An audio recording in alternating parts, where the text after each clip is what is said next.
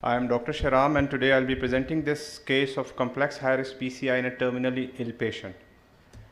So this is the tale of an 80-year-old male who is a known hypertensive and diabetic patient, and he has a stage 4 carcinoma esophagus.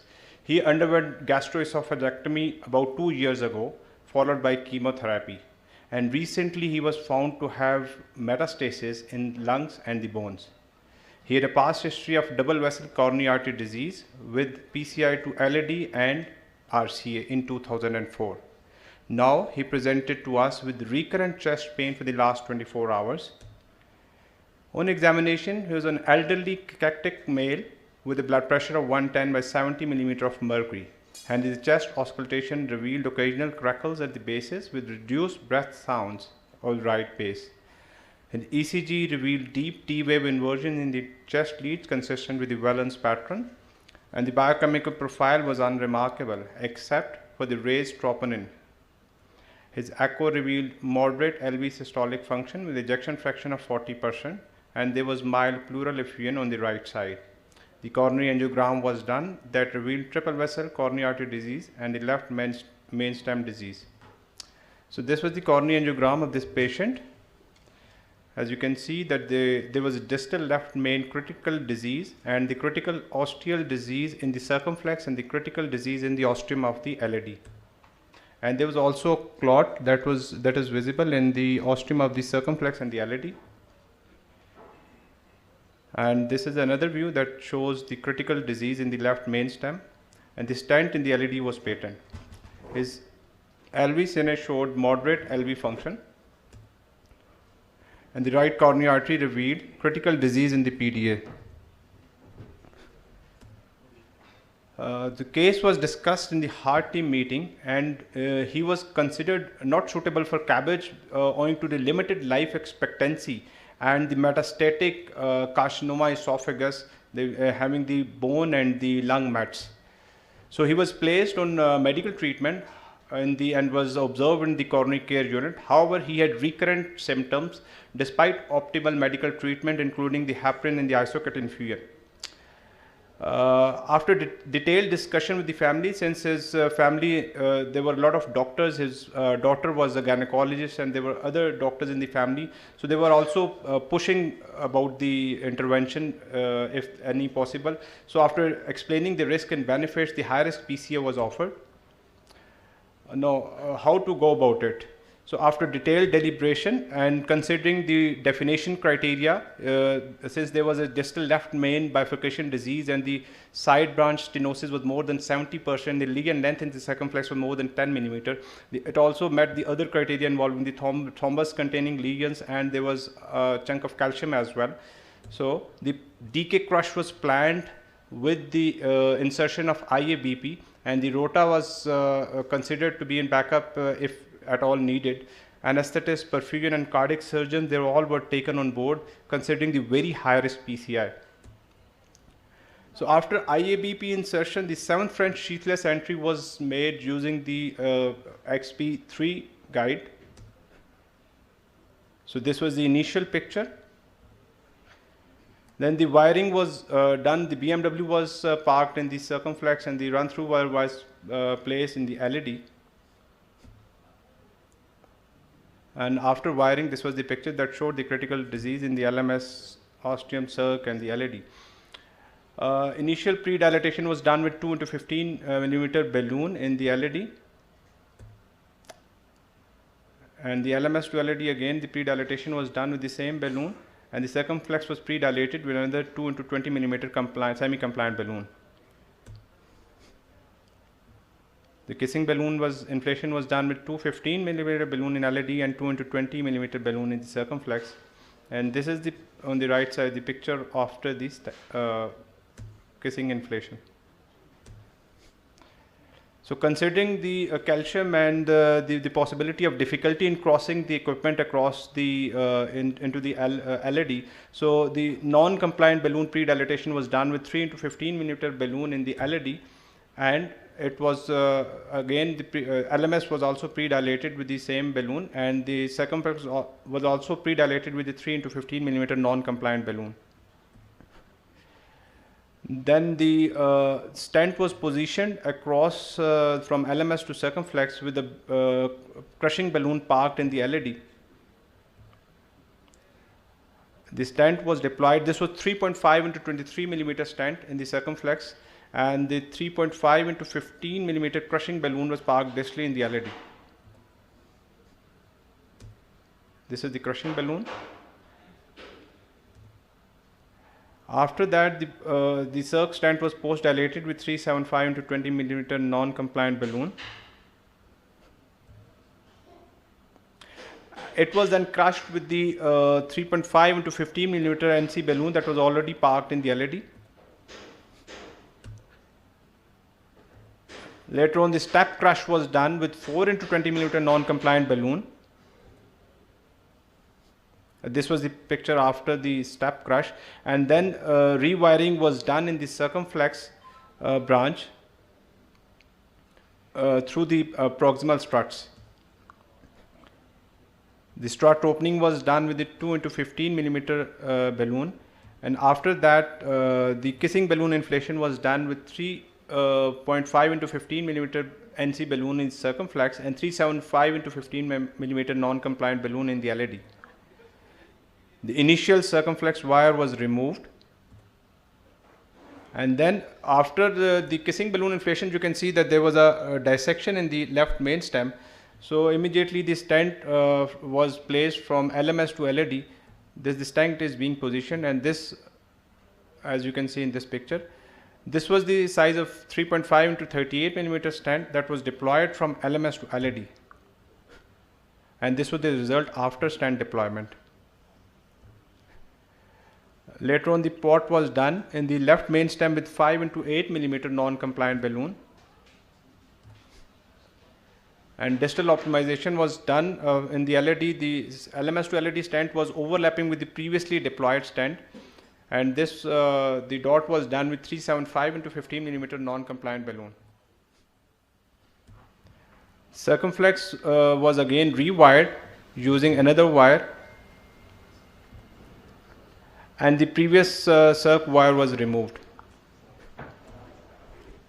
Now the second kissing balloon inflation was done with 3.5 into 15 millimeter non-compliant balloon in the circumflex and 375 into 15 millimeter non-compliant balloon in the LED.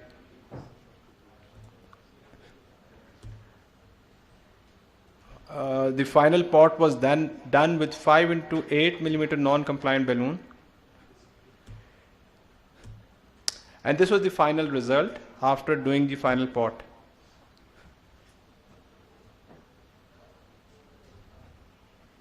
So as you can see in this picture, that the stent was well apposed and there was no residual disease.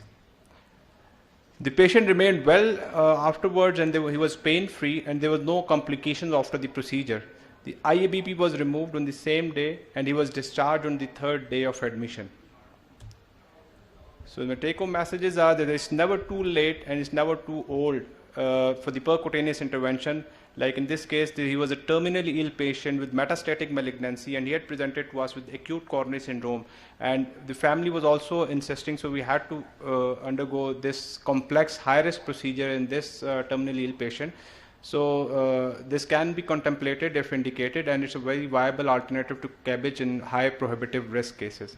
I thank you all for your patient listening. I just want to know what would be your plan for dual antiplatelet therapy. This patient is terminally ill and... Sir, the plan is the same, that we'll continue dual antiplatelet therapy for at least 1 year, sir.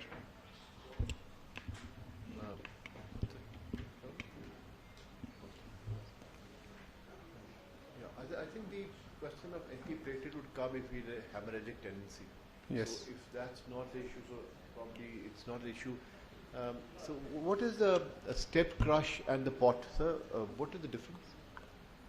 Sir, the pot is the proximal optimization technique in which the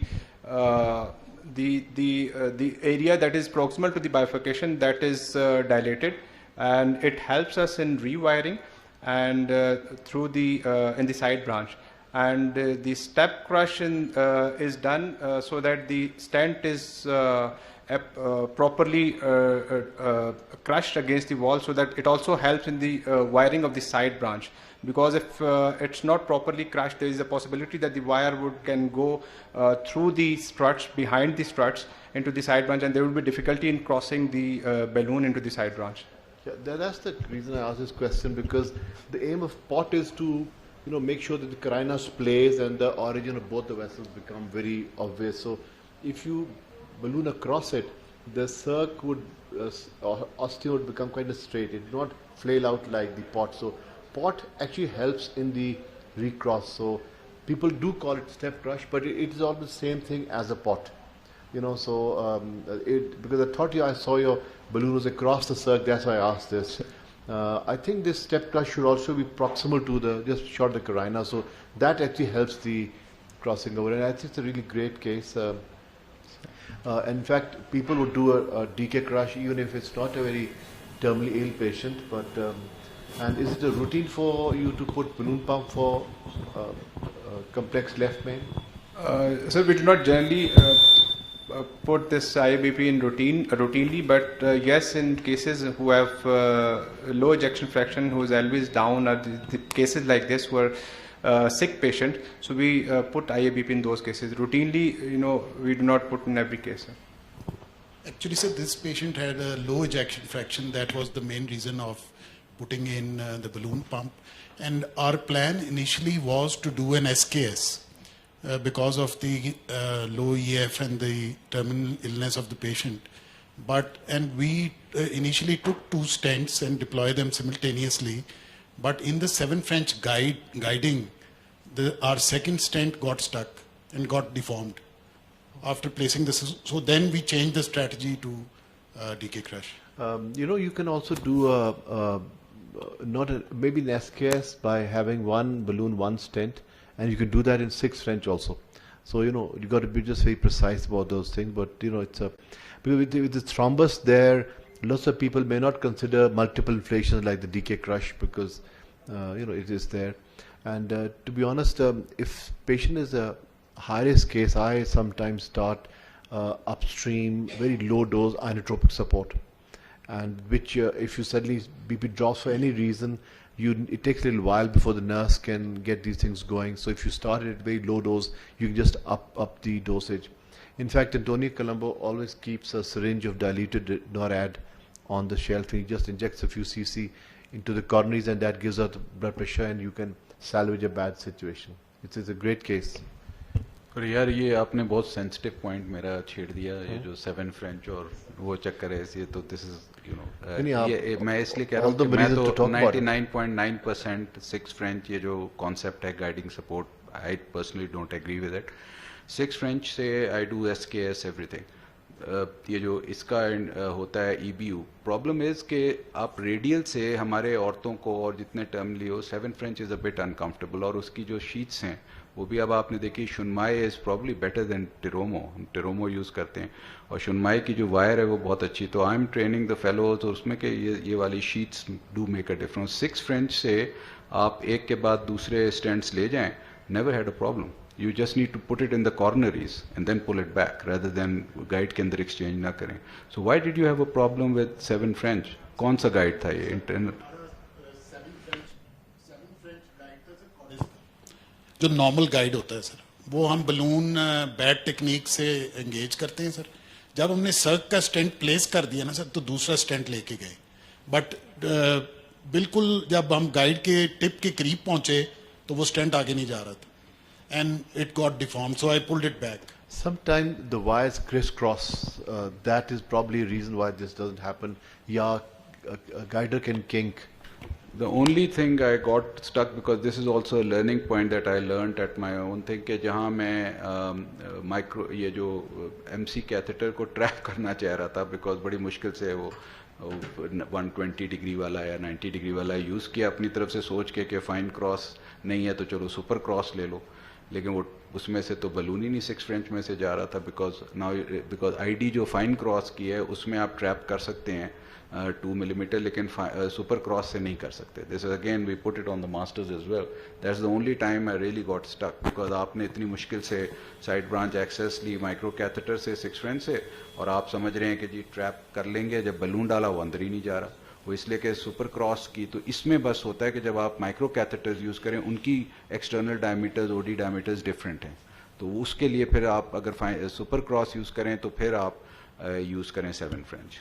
तो इसमें एक point है अजीज साहब, तो 6F EPU है ना, इसका lumen बड़ा है as compare to other 6F guides.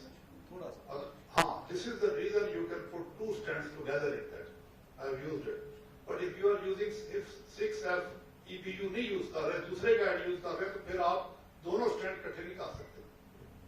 Sir EBU तो कोडेक्स का है ना, नहीं सर, कोडेक्स का मेट्रॉनिक, का है. तो मे बी उसका ल्यूमन बड़ा है as compare to other 6F guides. इसमें जो कॉर्डस के गाइड थे उनका जनरली इंटरनल ल्यूमन ज़्यादा होता है, like 0.71. Ordinary companies have got 70 और 0.69. No, but his point is valid. ये इनका ठीक है. EPU है ना, this is the bigger lumen. Another point to remember is in such patients is that those patients having severe alveolar dysfunction, we have to keep the inflation time very short. Generally, I would recommend less than 10 seconds inflation. Go high pressure, short inflation. Normally we go for 30 seconds or 20 seconds, but left venous time where you have to avoid ischemia, you can do repeated inflation, giving some gap and keep it around 10 seconds. Sir with Farhat साहब permission में 2 point अगर आप इजाज़त दें. एक तो अगर आपने स्टेंट और बलून दोनों गुजारने तो पहले स्टेंट ले जाएं फिर बलून लेके जाएं, बिकॉज अगर आप इसी शैफ्ट में से स्टेंट बाद में गुजारेंगे तो the drug will get peeled of और वो बेयर मेटल बन जाएगा, you won't get that lasting effect. So make it a point always कि पहले स्टेंट एडवांस कर लें और बलून बाद में करें. एंड अगर वो फंस रहा हो तो आपने 2-3 जोर लगाना है, वो शैफ्ट में बेंड हो जाना है एंड एक रील मसला खड़ा हो जाता है. उसके लिए क्या होता है, आप वायर पकड़ा दें बंदे को और 2 हाथों से बलून को पकड़ के एडवांस करें तो बेंड नहीं होता और फोर्स ट्रांसमिट होती है and you can actually advance slowly. So that is something I learn कि जस्ट जोर लगाया वो बेंड हो गया, अब उसने बिल्कुल ही आगे नहीं जाना. So let the assistant hold your wire and दोनों हाथों से उसको आगे पुश करें and then advances. So thanks sir for introduction. My name is Dr. Ali Farahe and I am fellow in intervention cardiology and AFIC. And the topic for today's discussion is Valve for Life, a challenging TAVR case. I have no disclosures. A brief introduction of the patient. My patient was a 76-year-old male with low BMI and he was moderately flail. He had class 3 angina and dyspnea. He also had history of moderately obstructive airway disease. Examination showed ejection systolic murmur in the aortic area. At presentation, his creatinine was elevated. EKG showed atrial fibrillation with LVH.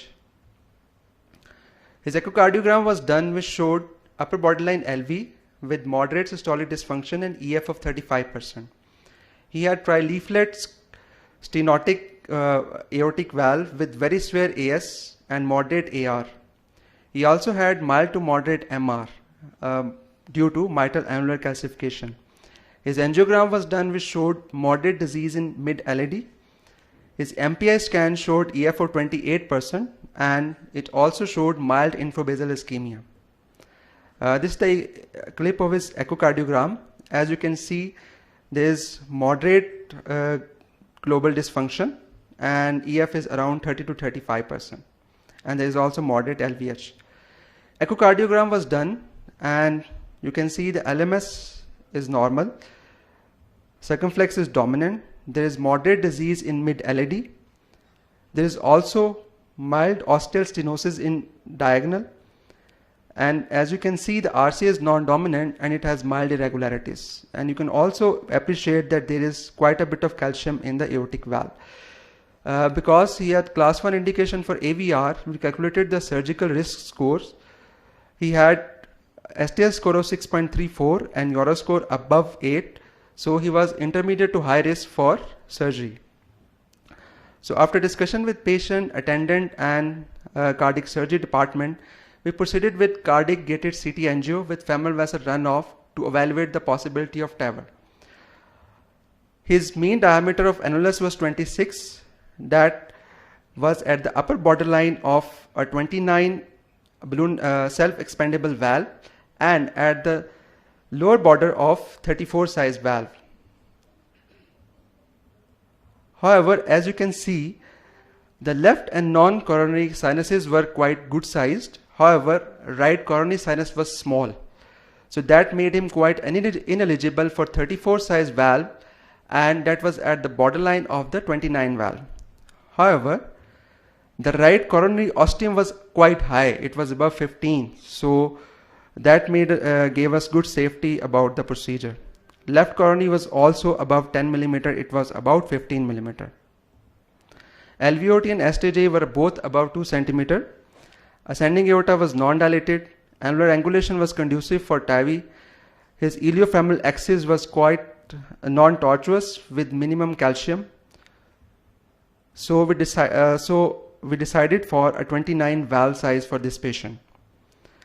Patient had class 1 indication for transfemoral TAVI due to intermediate to high surgical risk and anatomy and valvular and vascular anatomy conducive to TAVI. So this gave him a class 1 indication for TAVI. His older age, trileaflet valve, absence of aortic dilation or complex CAD, moderate obstructive airway disease, frailty, all these points gave him a favorable risk profile for proceeding with TAVI. So this is a summary of the case, and after heart team meeting, it was decided to proceed with TAVR. So we took the main access from the right side. As you can see on this angiogram that the puncture site is quite between the inferior epigastric artery and the bifurcation. We took secondary access from the left femoral artery and we placed a V18 wire into the right femoral artery as safety wire. So then from the secondary access we put a pigtail into the right coronary sinus and we confirmed the coplanar view. Then we put the pigtail into the right non-coronary sinus and confirmed the cusp overlap view. Next, with the help of AL1 catheter, we placed a straight tip emplast wire into the LV, and after a few wire exchanges we were able to place a pigtail catheter into the LV. At this time, we loaded the 29 size evolute valve onto the delivery system, and the proper loading was confirmed on the cinefluoroscopy. Because of high and eccentric calcium, we had already decided to proceed with the predilation. Predilation was done with the minimal annular diameter. It was done with the 22 wax balloon, and as you can see, the balloon burst during the inflation. We took the evolute device, and in the cusp overlap view, we started deploying the device. You can see around 20% 10 to 15% of the device is deployed, and you can see we targeted the high implantation in this patient. So this was the picture just before the point of no return. As you can see, we have a very high placement. So we went for the complete deployment after the confirmation of the position of the device. And eventually we removed the nose cone as well. As you can see that the device is quite under deployed, so we proceeded next with post dilation. The post dilation balloon was selected as per the mean annular diameter, so this was a 26 size wax balloon. And after post dilation you can see that we have good expansion of the TAVR wall. So this is the final picture, and we have a good deployment and low deployment. So actually the story starts from here. Patient collapsed at this point. We were actually transmitting this case live into a cardiology conference, and just before after going offline, the patient crashed. So his pressure dropped, he had an episode of VFib, CPR was started. So what could have happened at that time? So there were 3 to 5 possibilities. There could be an annular rupture leading to tamponade. There could be a coronary obstruction leading to acute MI, or there could be a torrential AR. Less likely possibilities could be an iliac perforation leading to RPH, and just to make up the numbers, I put in the complete heart block as well. So clues to etiology. Initial T showed some fluid around the heart, but later it was confirmed to be a pleural effusion. His transthoracic echo showed an EF of only 15% with hypokinesia of the anterolateral wall, and ECG, which on the monitor showed ST elevation in the AVR. This is an echocardiogram. As you can see, the anterolateral wall is quite akinetic. So here with a suspicion of LMS obstruction. So during CPR, we took the guide from the left side, and with the help of JL guide, we actually were able to take a picture. As you can see, the LMS ostium is totally occluded. So here the patient was totally collapsed. So we took a balloon, and with the help of the balloon, we pre-dilated the LMS, first with the 2.5 balloon and then with the 3.0 balloon. We tried to cross the stent into the LMS, however, stent would not go. So next we took a guide liner, and with the help of the balloon anchoring, we placed the guide liner around the tip of the ostium of the LMS. As you can see here, basically patient is having cardiac standstill. And just during CPR, we were able to actually push the stent into the circ, and the stent was deployed while keeping the proximal end of the stent into the THV valve. So this is the stent deployment, and you can see immediately after the stent deployment, the flow has returned to the both arteries. Postulation was done, and this is the actual final picture, where you can see in this caudal view that the flow is restored into the circumflex as well as into the LAD. So patient remained on inotropes for 12 hours. Immediate post-op echo was 20%. However, next day jumped up to 40 to 45%. He was weaned off from inotropes in 24 hours and discharged on 4th admission day. So this is his pre-discharge echo. You can see the LV has come back alive. There is LVH, there is some MR, but there is basically a mild AR, and the LV is quite jumped up to 55 to 60%. So why this happened? Basically, there was a chunk of calcium in the left aortic leaflet, and that jumped into the LMS. So basically, this is the animation at what happened. So we have the device, we have the aortic valve, we placed the device, the evolute valve, that was somewhat underexpanded. So what we did, we took a balloon for post-dilation, and this balloon basically did that.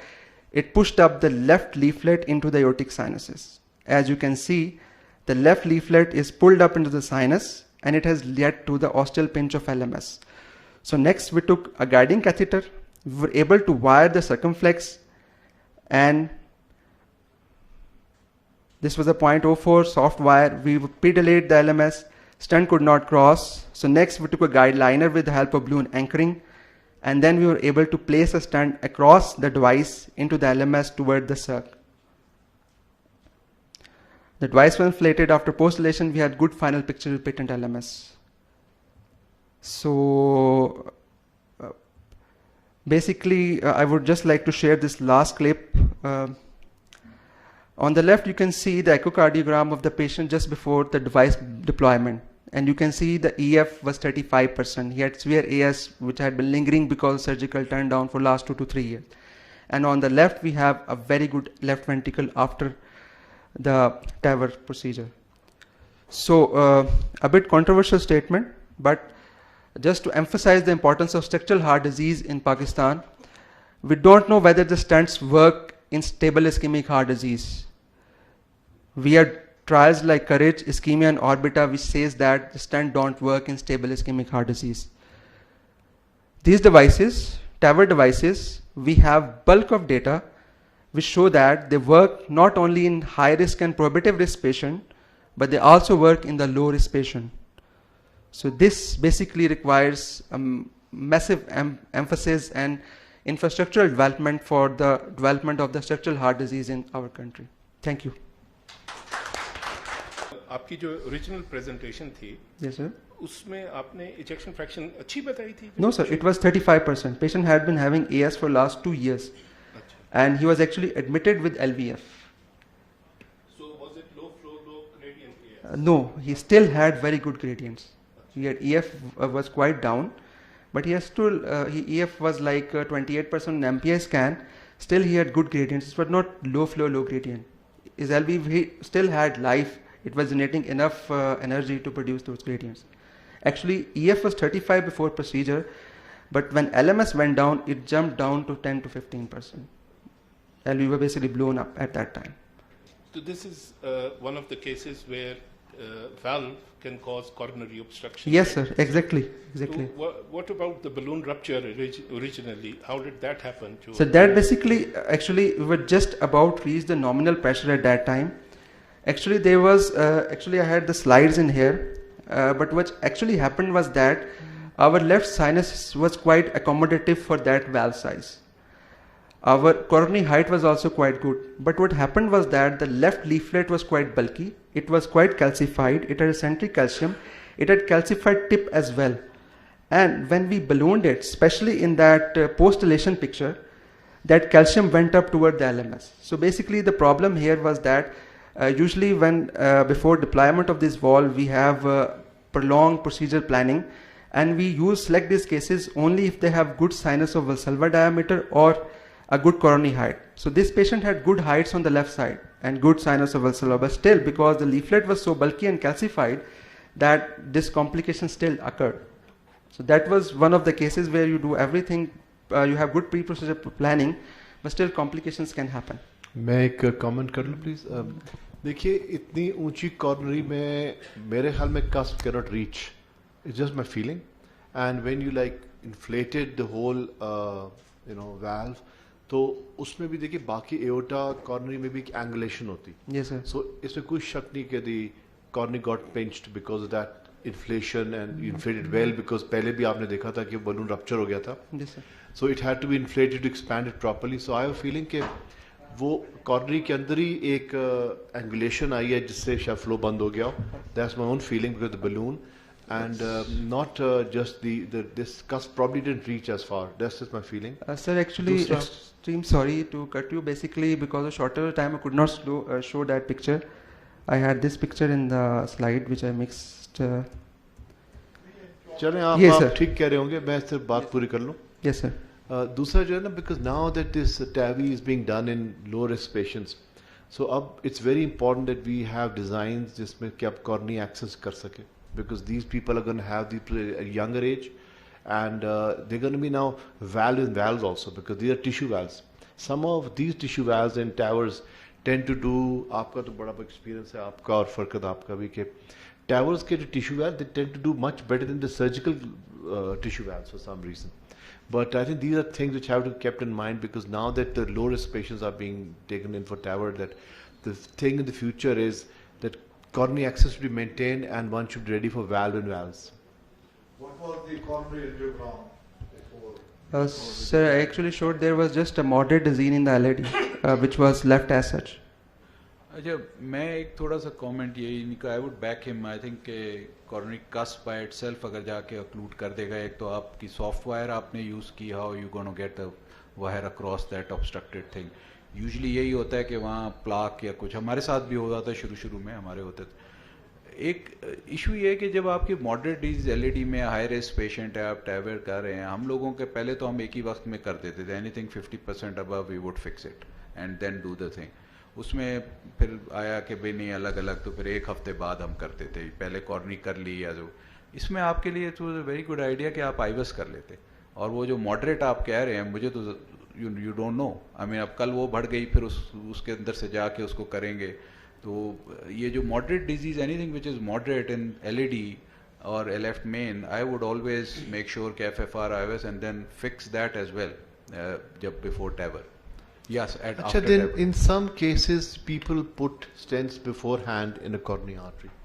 And so वो कौन से होते हैं नदीम जिनमें कि you put नहीं वो Heights के लिहाज से जो है हाइट कम है ना, हाइट के लिहाज से अगर कम है तो उसके अंदर फिर then you can put a thing. लेकिन ये वाले यार ये जो वैल्व, दूसरा एक एडवर्ट डाल दो. अब आजकल मसले हैं, हमने तो सिर्फ कोर वैल्व भी यूज, हम तो आखिर तक कोर वैल्व. कीमत बड़ी इंपॉर्टेंट है, advert is very very expensive.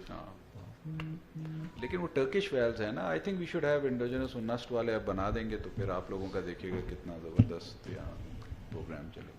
एक वो मैं आपने last sorry sir just conservatively, if you could have managed him conservatively, elderly, frail, low ejection fraction, in such a complex procedure, which of course was complicated also and a lot of things.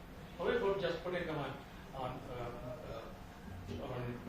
medical treatment and trying to do with that rather than going with such a complex procedure. I think sir symptomatic aortic stenosis has a very short life expectancy. तो intervention will always help. मेरा जो last आपके comments है, that is about the treatment of these patients and versus angioplasty and stents. One thing to remember is that although stents may not, in some patients may not prolong life, but they are the ones who relieve symptoms when the patient is earning, something. They're working, they are in their professional lives, and they're earning bread for their family. On the other hand, these TAVI patients are mostly older, retired at the end of their lives. They are just providing comfort for them. I think it's much more important to treat those younger patients than treating these older patients. But I said that was a bit controversial. I just wanted to say that the emphasis on the sexual heart disease, which we a bit lacking as compared to the modern. We should not deny treatment to older patients, but saying that. बात आपने बड़ी की है, but controversial है, but बड़ी की है. I mean, it's a bit thought-provoking, है ना? Sir, I think now this is high time to get ready for cases coming with coronary. Excellent case with a big complication. And the way they brought it back. Really, extremely. I think applaud. A big hand. Assalamu alaikum everybody. I do have one disclosure. First of all, it's very nice to see all of you. I kind of know you all by face, but I'm sure you don't know me. I'm one of the interventional consultants in PIC Peshawar. This is my first conference that I'm attending in Pakistan. I do have one disclosure. I asked my fellow to present this case for me, which he did in the last conference, which was conducted nationally, and he did win the prize, but I thought I'd present my own work, so that's why it's going to be, for some of you it might be a replication, so I apologize in advance. So anyway, the patient's quite elderly, frail lady, 80-year-old. She presented with an acute coronary syndrome, very lightweight, and had some significant comorbidities. That's the ECG, which basically showed some widespread ischemic change. She's got poor LV function, with the internal dimensions maybe slightly dilated. Anyway, that's the coronary angiogram, with the diagnostic angiogram, which was conducted, I can't remember exactly, but I think it was another center. And then this landed at my desk or my OPD after a week or subsequently. So the patient did have significant disease, was very frail, poor LV function, already had bad kidneys, and had ongoing pain despite optimized medical therapy. So anyway, as my format dictates, I did consider, okay, well, the creatinine is already quite bad with a poor eGFR, and I was considering high complex PCI with an IVUS catheter. And that's just repetition of what I said, I think. We did get a formal surgical opinion in our center, and essentially they didn't want to touch her. So there is some data, some literature regarding ultra-low contrast or zero contrast PCI, especially with rotational atherectomy. Sorry, I forgot to mention the coronaries were actually quite calcified. I'm one of the rotor operators in our center. And so I was considering a slightly more adventurous case. I use IVUS quite frequently in our center. We're lucky enough that the Sehat card program has allowed me to frequently use the catheter. So I do rotor and IVUS quite frequently, but I was a bit concerned about doing this using IVUS along with the rotablation because she was high risk, she was very frail, elderly, but my registrar very cleverly found some literature. There is some background data on this, including a case series which was conducted in the US. And what the data shows is that we can conduct PCI with relatively a small amount of contrast in this subgroup of patients. Surprisingly, there's data that's showing that even with contrast, this subgroup of patients can or may end up with renal replacement therapy if you go for full-blown contrast-mediated PCI. And there is some funny calculation. What they've done is they've tried to divide the weight by the eGFR, trying to estimate what's the allowed volume of contrast if you want to use contrast at all. I have to say I'm a bit skeptical about this, but when I was training, when I was being trained up by my consultants, I would consider anything, a 10 ml injection of contrast is a suitable enough dosage to assess things at the end. Anyway, so what I did was I used the wire. I already had the angiogram. I played the angiogram, had it set up for me. I kind of knew where I was what my target was for angioplasty. I used 2 wires to just demarcate the circumflex and the LAD. I don't have pullback. I don't have the Phillips pullback system or co-registration. So I was slightly guessing in the sense that I was using the old angiogram to decide where I was going to be stenting back from, which is the mid LAD essentially. And this is the IVUS catheter, and I'm sure I do have a run, or my registrar did put a run, and yeah, he has.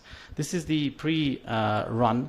This is without any ballooning or anything, and you can see there's there's at least 100, 280 degrees of calcium over there, and quite mixed plaque, and quite severe calcium over there, about 180 degrees. A side branch coming into view over there.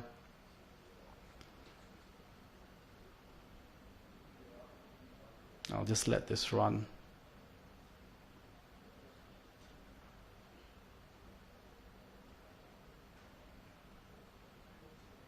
Okay.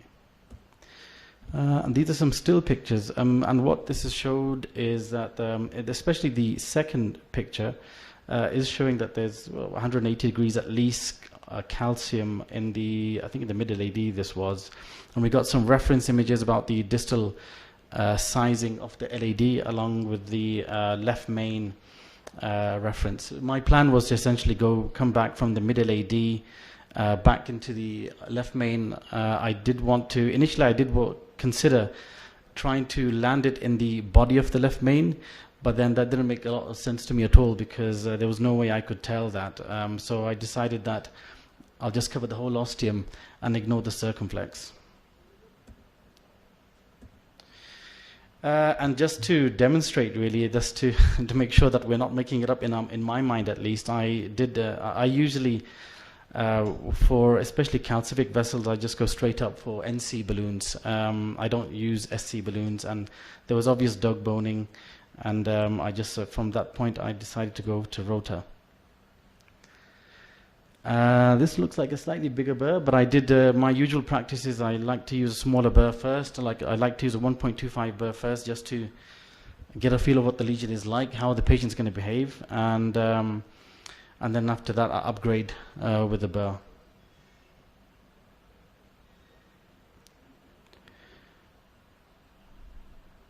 I think the first picture is showing a slightly bigger burr.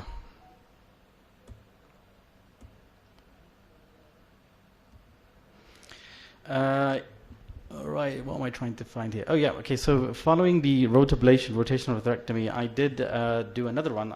Basically what I wanted to see or evaluate was what the ablation did, like how much ablation, did I make any calcium cracks, were they very evident, and they're probably not as evident. I remember this day I wanted to use a cutting balloon along with the rotaburr itself, but I didn't have that available, and even if I did, I probably wouldn't be able to use it because it's at the moment not available on the insurance program. But I thought I could see a few cracks. I knew that I'd modified the lesion, and I thought we were good to go for deploying some drug-eluting stents. So like I said, how I decided where I was going to stenting from was based on the angiogram that was conducted maybe a couple of weeks ago in another center. And as you can see, the stent's been deployed. There is some under expansion in this certain stent on the left of the picture. The trick over here, which I'll be honest with you, is I tried to use the circumflex wire to try to inform me where the ostium of the left main was. Initially, I thought I'm going to try to do this and land this in the body of the left main, but it was proving difficult. I kept on wiring, rewiring, and then I decided that I'm just going to cover the whole ostium, bring out the stent out into the aorta, and flare it up properly. Anyway, that's the final result. I think it's a reasonable result. I've lost a couple of diagonals, but the main thing was, we had an adequate result. I do have an IVUS run on a USB for the post IVUS. There is some under expansion in the mid LAD, but we don't have OPN balloons. I went quite high with an NC, and my usual rule is don't go for perfection. So I thought I would take this as a win, and I had a good result from the left main to the LAD, and I didn't want to do any further instrumentation. So the take-home message for me, I guess, and for the group, for us, was that we should always consider high-risk PCI, IVUS-guided PCI in patients who have abnormal renal function. We're lucky enough that we can use both technology in our centers. At the moment, we don't have the pullback system, but hopefully we can get that done soon. We did use the final injection that we took. It was less than 10 mils only. And that too, I think, if you look at the final picture, there was a slightly over-enthusiastic fellow, because there was a lot of contrast that just shot out of the ostium. So I think we could have even left that, kept the contrast to probably about 6-7 mils, but that's the only contrast we used. Patient did fine, was discharged following that, and she did well. And that's it. Thank you so much. That's a great case. Creatinine 2.3 is such a bad creatinine. You can also use 10 cc. And there's a very simple way of working out how much contrast you can give. That's the GFR multiplied by 4.5. So if you've got a GFR of 30, you multiply 4.5, you can probably use more than 100 actually. And the trick is to pre-hydrate. And people say 3 hours, but I think even if it's higher than 24 hours, and you can give soda bicarb during the procedure, that helps. N-acetylcysteine, I don't think that really works, but we write it down for litigation or whatever reason. Using a smaller guider helps. I've seen people using a large guider and then put in a micro and injection through the micro to get use less amount of dye. So there are a lot of good ways, and of course with the use of IVUS, you're very frugal with dye. I understand you're trying to show that it can be done 10C, which is really wonderful. But you still can do based on this, but it's a great concept, and finding the end result with an IVUS is really wonderful. I'm just wondering that insurance covers your IVUS but not your rota. No, rota is covered. Okay. The actual fact is it's covering rota, and I'm certain I'm making a loss. It's not for other centers. No, it is, because the scheme is generalized, so rota is definitely covered. Okay. So you tend to skip the profits and just because exactly. So that deserves an applause. Yeah, I don't keep any profits. I lose money, big time. Can I just make a bit of a provocative comment as usual? You see, the more sicker the patient, the more you need to preserve every vessel, if you can. And I think this thing about contrast, it's quite unpredictable. Whatever your formulas are, I've seen people with the creatinine jump up to 20%, even with a GFR of 50, 60. So this is, but on the other hand, you could see a fair amount of bare areas in the diagonal territory. Yeah, absolutely. And I would probably not worry about the contrast. So I think the message that I would take home is that the stent that I use, that makes a lot of difference. The 60 micron thick, I've seen, the Orzyro ones and the Onyx ones, they are much better than the 100 or 80, 100 plus micron thick stent. So the stent that you use when you want to preserve side branch. And nowadays, since this, in the last year or so, I've been using the jailed balloon technique, and it always works. You don't have to always inflate. Just keep the balloon, and then you can do port and SEMS. So my only controversial comment on this one is that if the patient is sick, don't lose the diagonals, even though they may not. Can I take you on that controversial statement? I have a feeling that the stents, there's no side branch preserving stent. If the stent goes up, it's going to expand, and it's going to shift the plaque and obstruct. The stent we talk about is the side branch axis, how much the cell can expand to. So that's the thing which one can predict with the cell, the size, how much you expand. But when the stent expands, I think they tend to be equally obstructive, just my own feeling. And I think the way to preserve them is to put a wire in. And that helps you get them back. So I'm not really sure if 60 micron has advantages. It may have low thrombosis, but that's also in these smaller sizes. Once you go above 3, then they tend to be 80 micron. So, these are things which need to be kept in mind. Then probably I've been wasting a lot of money, because the integrity, which is thicker, costs 50,000 in our center, and the Onyx costs around 100,000. And whenever there's a large side branch, I always use a Onyx and not an integrity. Yeah, but the smaller micron, If there is a significant Open cell design is also more conducive to getting access to cyber. Just one comment. I don't know anyone of you were in the Euro CTO meeting just last week. They did a CTO with zero contrast. Okay. So this is the trend for some reason. I take your comments and your, but they are doing CTOs now with zero, and that was a live case from India. Sorry, live in a box case from India.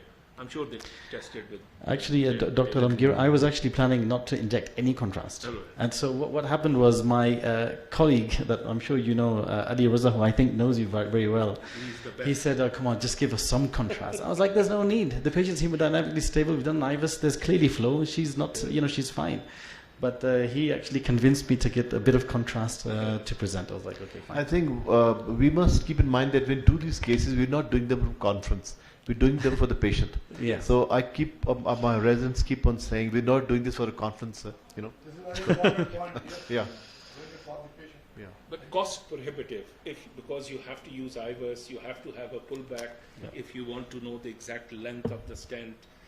Rotablation, 2 rotaburs, IVUS. I think we all need to go to KPK and find out how they are getting funding. In Punjab, they don't allow you from. Not even a single burr. I think it's all your enthusiasm how you push the system. One comment in addition to all these points, I think low or smaller contrast like this effect in addition to all the measures. So I think the contrast used for MRI can also be used. If you talk to these purists, they say that this has a larger molecule and that stays longer in the system. So that is a bit controversial if the low smaller can save the kidney. Thank you very much, sir. Excellent case. Just one comment. Sir, please. About the side branches. Most of the time we put stents. Sometimes we wire the side branch, the diagonals. Sometimes we don't wire them. And I would say 70-80% of the time the side branches are, they are the same. They remain so. And even if they look a bit pinched up at that time, later on if you do a cardiogram, 2 years, 3 years, 4 years later, those side branches are That's right. Especially if the ostium is okay and the angle is good. Assalamualaikum. This is Dr. Ibtisam Illahi, PGRFC plus Cardiology from Punjab Institute of Cardiology. Today, first of all, thank you very much for cardiology update for providing me the opportunity to discuss the case. 48 years old male presented in ER with chest pain for 3 days. He also has a history of exertional angina for 2 months. His risk factor were smoking and obesity. Initially he was treated in primary healthcare department medically, then he was referred to PIC for further assessment and management. ECG in ER department showed ST segment elevation in anterior leads V1, 2, V4 with late presentation. Echo showed anterolateral hypokinesia with LVF of 40%. This is the ECG which is showing late presentation and anterior leads.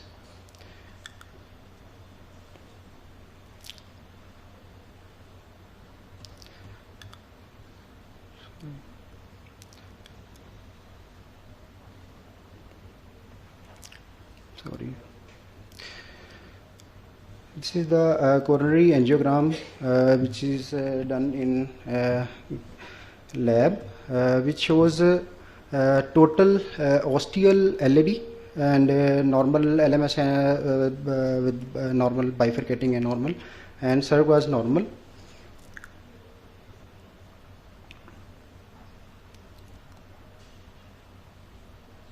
This is the view of RCA, which shows mild, mid and dominant.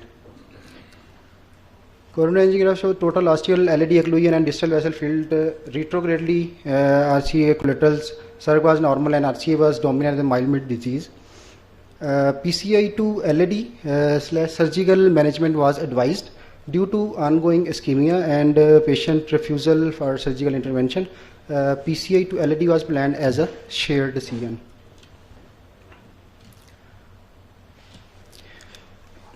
This is the case in first view in which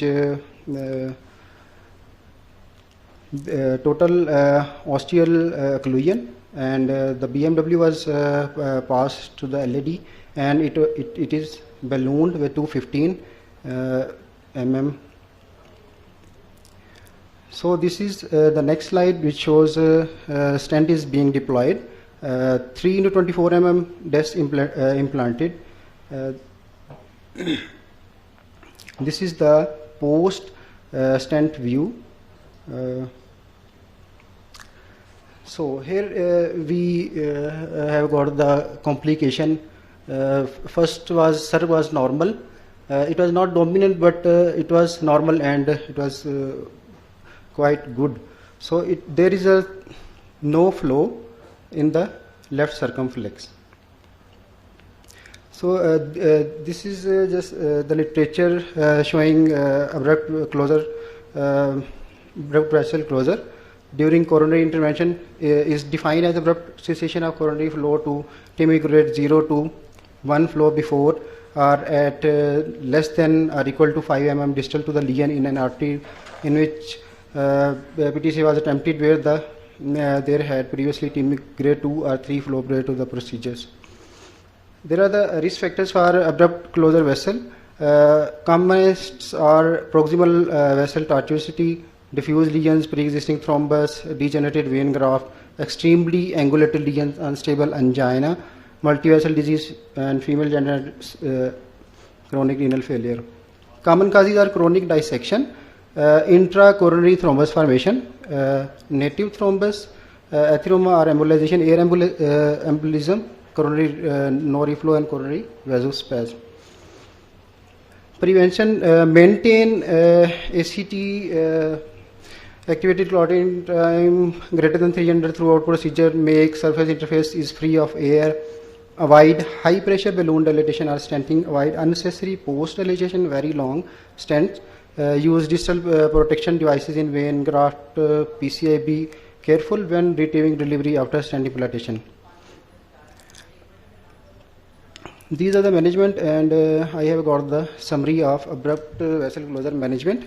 If we have got the dissection, minor dissection usually heal without clinical sequelae, no treatment required. Major dissection, repeated prolonged low pressure balloon, stenting in case of proximal or mid vessel segment, or impaired flow due to dissection. Thromboembolism, which we thought we have the case with thromboembolism, and it can be managed with the Truvin pass or microcatheter to administer vasodilator distally. Check ACT to keep greater than 300, and consider starting IV cangrelor or bailout GPI. And balloon dilatation and thrombus aspiration in case of stent thrombosis. Stenting in on case of thrombosis in an unstented vessel segment. And if there is a no reflow, intracoronary adenosine, nitroprusside, verapamil or GPI should be administered. Transit catheter or over the wire balloon should be used to deliver the vasodilator to the distal microvasculature. Insertion of IABP to improve the flow. Air embolism: start 100% oxygen, flush air with the freeze line vigorously in the coronary arteries. Aspirate blood via guide catheter and re-inject forcefully back into the coronaries. In our case, after LED stenting and abrupt closure in circ, patient becomes symptomatic and develop chest pain and hemodynamically unstable. ECG showed SC segment elevation and bradycardia. All the conservative measures which are vasodilators, nitroprusside and agrastat, tyrofimam were given. But patient conditions were not improved and symptoms continued. Then PCI to circ was done by agrastat, followed by agrastat infusion. Post ECG showed non-significant, less than 1 small box significant elevation in inferior leads. And on bedside echo post PCI, there was no hypokinesia in inferior leads or MR. LV was 40%. After 2 days stay in coronary care unit, patient was discharged with possible awareness regarding his risk factor modification and compliance on medication. This is the view in which circ was wired. The BMW was passed, which was previously passed in LED, then it was passed to the circ. and it was first of all it was ballooned, but there was no flow after the ballooning. So the plan was stent was deployed there in circ to OM. That was 3 into 30 mm disc was placed. This is the post stent view, which showed the good flow in circ, but there is again an occlusion in AV circ, the branch of left circumflex. So after this, AV circ was ballooned with 215 mm at low pressure, and this is the post balloon view, which shows good flow in left circumflex. So this is the final view after PCI to LAD and circ. Thank you. There is a thrombus dislodgement during PCI to LAD. LAD was ostial occluded total, and there was after when we have deployed the stent. जी. तो आपने दो इसमें I would make these points very clear कि एक तो आपकी it was a embolisation, उसमें stenting की ज़रूरत नहीं. नंबर 2, अगर अनलेस आपने कोई फ्री वेसल थी वो आपने वहाँ से स्टेंट किया, you don't really need to stent. Number 2, आपने वायर एलईडी से जो पहली एक्लूडेड है वो रिमूव करके आपने क्या, ये इसलिए कि you want to save equipment. Because you see if you had for example अगर आपका स्टैंड थोड़ा भी हो, अब आपने वो वायर रिमूव कर ली है आपके, अगर आप ये समझें कि इसलिए वहाँ हुआ है कि वो थोड़ा सा एलईडी का स्टैंड भी पीछे है, ऑस्टियम से डाला था आगे से डाला, तो उसमें फिर आपने now then you will have a problem in getting into the, you don't know, वो तो मिसमैच होगा. वायर क्यों रिमूव की वहाँ से? और दूसरा, why did you need to stent it? I mean this is a bit tough, लेकिन to ask tough question. There was a patient, hemodynamically patient become unstable. Patient ST segment elevation, there was on ECG, and patient developed chest pain. So we have firstly given vasodilators, and we also given nitroprusside, and after that agrastat was also given, and after agrastat bolus there was also pre-dilated with balloon 215 mm. So there was no flow, and patient still was having chest pain. So that's why the consultant who was operating this procedure, he thinks we have to do stenting. इसका solution तो ये था कि आप straight away circumflex में wire डालते और आगे उसे balloon से dilate करते, बजाय epinephrine और those giving those medicines, or you said कि conservative measures जो थे they didn't help. Of course, they are not going to help. You have to open up that vessel, and the best thing was, as Professor Rizvi said, to put a wire in this, and if the wire would have been in LED also, that was still better. But circumflex should have been straight away wired and ballooned. Yes, and perhaps first, you didn't need a. Yes, you sir. would start agrastat, and you won't need a stent for. वो stent से इसलिए हो गया कि आपने उसको स्कश कर दिया ना, एक हेल्दी वेसल में आपने स्टेंट को, लेकिन अगर आप थोड़ा सा पेशेंस हो, मैं इसलिए फेलोज के लिए कह रहा हूँ, तो आप वायर करके आप एस्पिरेशन कैथेटर कर सकते हैं, डिस्टली दे सकते हैं चीज़ें टू सी के डिजीज. इसलिए कि जब आपने वो स्टेंट किया वो एवी सर्क बंद हो गई, वो थ्रोम्बस उधर चला गया, स्क्विश करके side. there was no time for that. हाँ ठीक है. आई थिंक अगर पेशेंट में कभी कभार होता है, लेकिन as a teaching case this is the point in bringing these cases. This not a criticism of in the end all well that ends well, लेकिन इसकी डिफरेंट टेक्निक्स हैं, बिकॉज आई थिंक जूनियर्स भी होते हैं, तो we should discuss this कि इसमें options क्या थे. But in the and I think you did well. Thank you. I think in this situation there are only two possibilities. Either this was an air embolism or this was a thrombus which had traveled from the LED ostium into the circumflex. If there is an air embolism, you can trace the bubble. If you cannot trace the bubble, but it's not been recorded, the first thing is use a forceful contrast injection. It sometimes forces it through the vessel and flow is restored. Yes.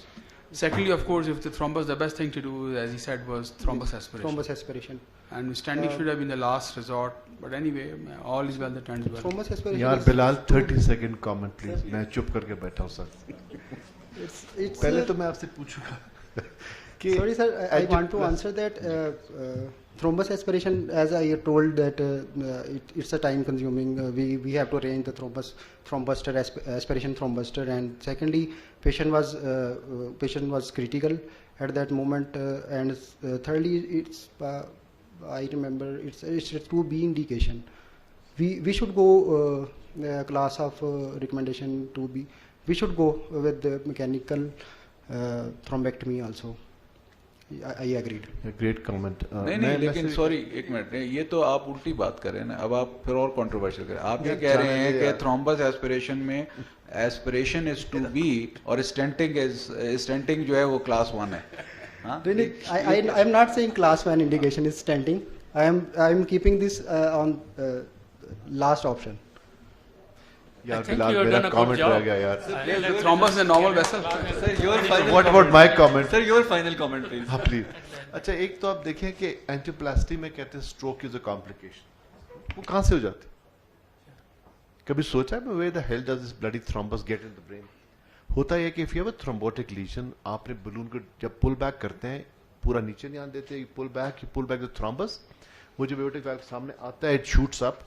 The same thing happens with aspiration. Aspiration की भी complications में आप देखेंगे stroke लिखा हुआ. Because अगर आप जब aspirate करके लाते हैं, thrombus फंस गया, aspirate नहीं कर रहा, आप वापस लाते हैं, उसके टिप पे clot होता है. If you release that negative, वो छूट जाएगा and you'll have a stroke.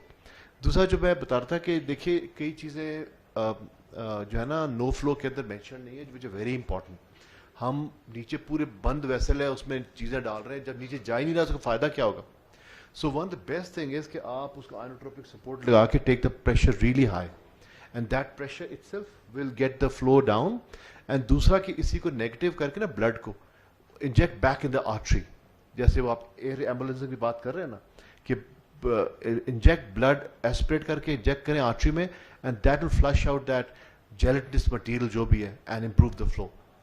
Sir last comment, last तो मेरा aspiration catheter is a useful thing, especially when there is a high burden of clot, like in this case. Of course, it is a 2B indications if you are using it every time for an obstructed artery or for reasons like, you know, when you are doing angioplasty. ये आपकी बड़ी बात है. And one but must if never there is no flow, it is zero flow. Team is zero. And aspiration the high clot burden, that is the indication. Yeah. और देखिए never start an angioplasty if you don't have the right equipment. Make sure it's all on the shelf. और खुदा न खास्ता complication हो ना, अब आप जेब से पैसे खर्च कर लें लेकिन मरीज को बचा लें, वरना आपकी लैब से निकलना मुश्किल हो जाएगा. Assalamu alaikum. I am Dr. Aamir here from WIC Cardiology, and I am going to present complex PCI to RCA. 55-year male, chronic smoker for last 20 year, complaining of postprandial angina for last 5 to 6 months, with creatinine class 2 to 3. EC was normal and echo done, EF 60%, and there was no significant segmental or metastasis. Angiography was done and it revealed. These are the views from the left system. LD is normal, circumflex is moderate proximal disease. And here is the RCA. Total RCA, and you can see from the clips from the left system, it's being filled from the collateral from the left system. So, for the JCD score for this patient was that the proximal cap was ambiguous, tripled, long CD segment bending, it was roughly 2 to 3. And it was moderately high risk case for the CTO case, as per JCD score. How to proceed? I think there are fellows sitting here. Which guider we should take in this case, if anyone from the fellows can comment on this.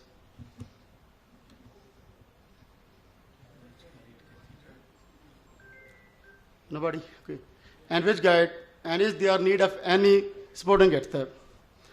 As per my choice, I took the AL guider for this case, and I started with the pallet 50 wire. But I was unable to cross the proximal cap with pallet 50 wire. My wire was going into the side branch. So at this point, I changed my strategy.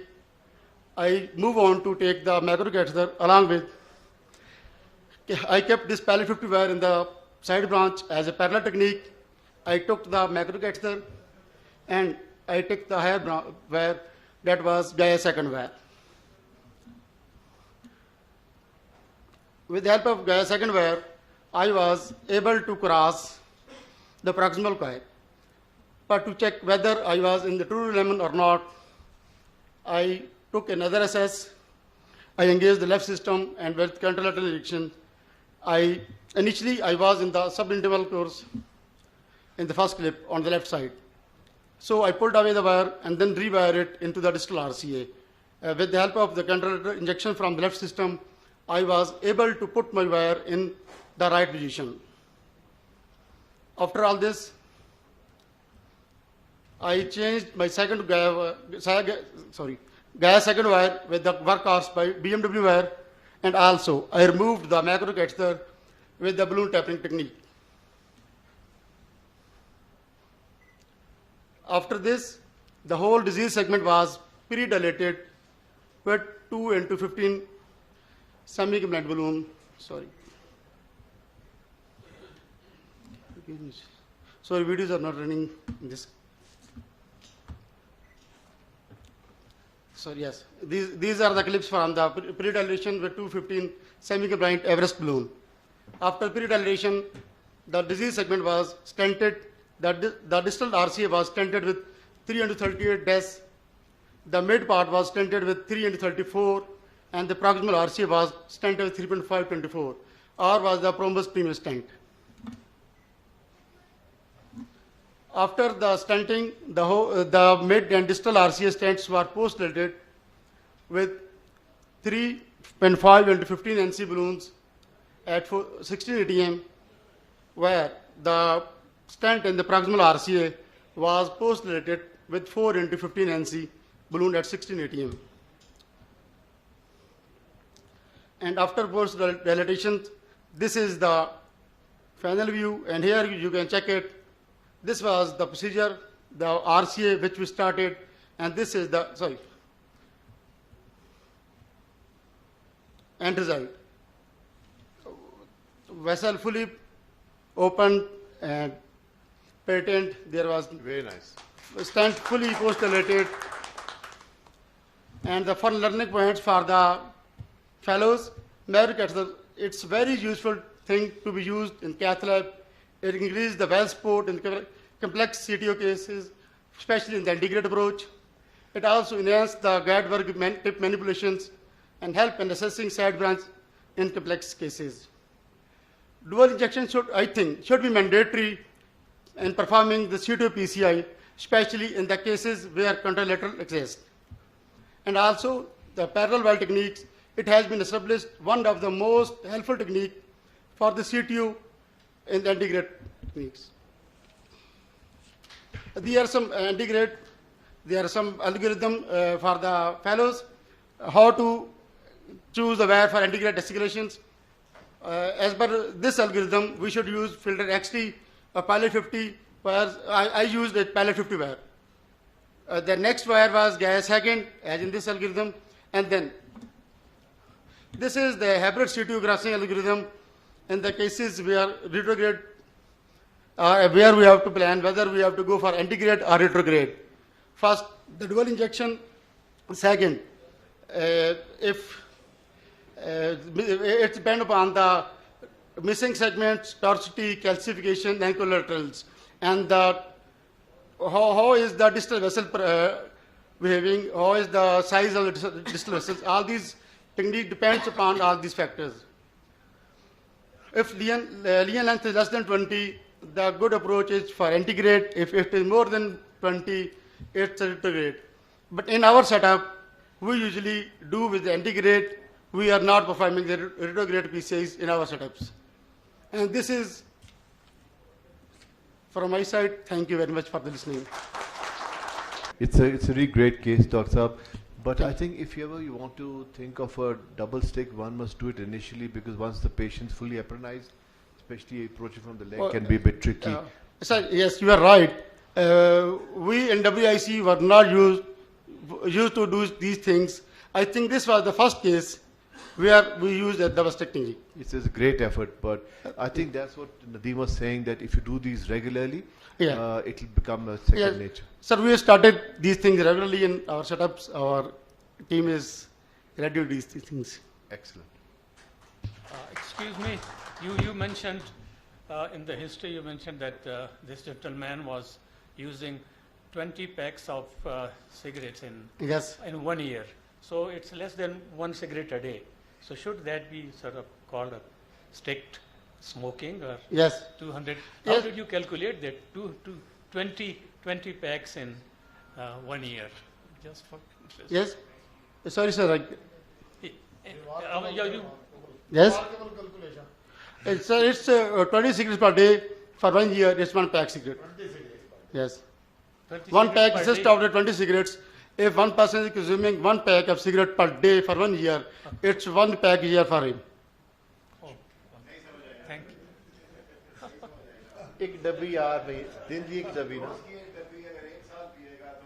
1 pack year होगा। 20 साल तक अगर वो रोजाना की एक डब्बी पिएगा तो 20 pack years होंगे।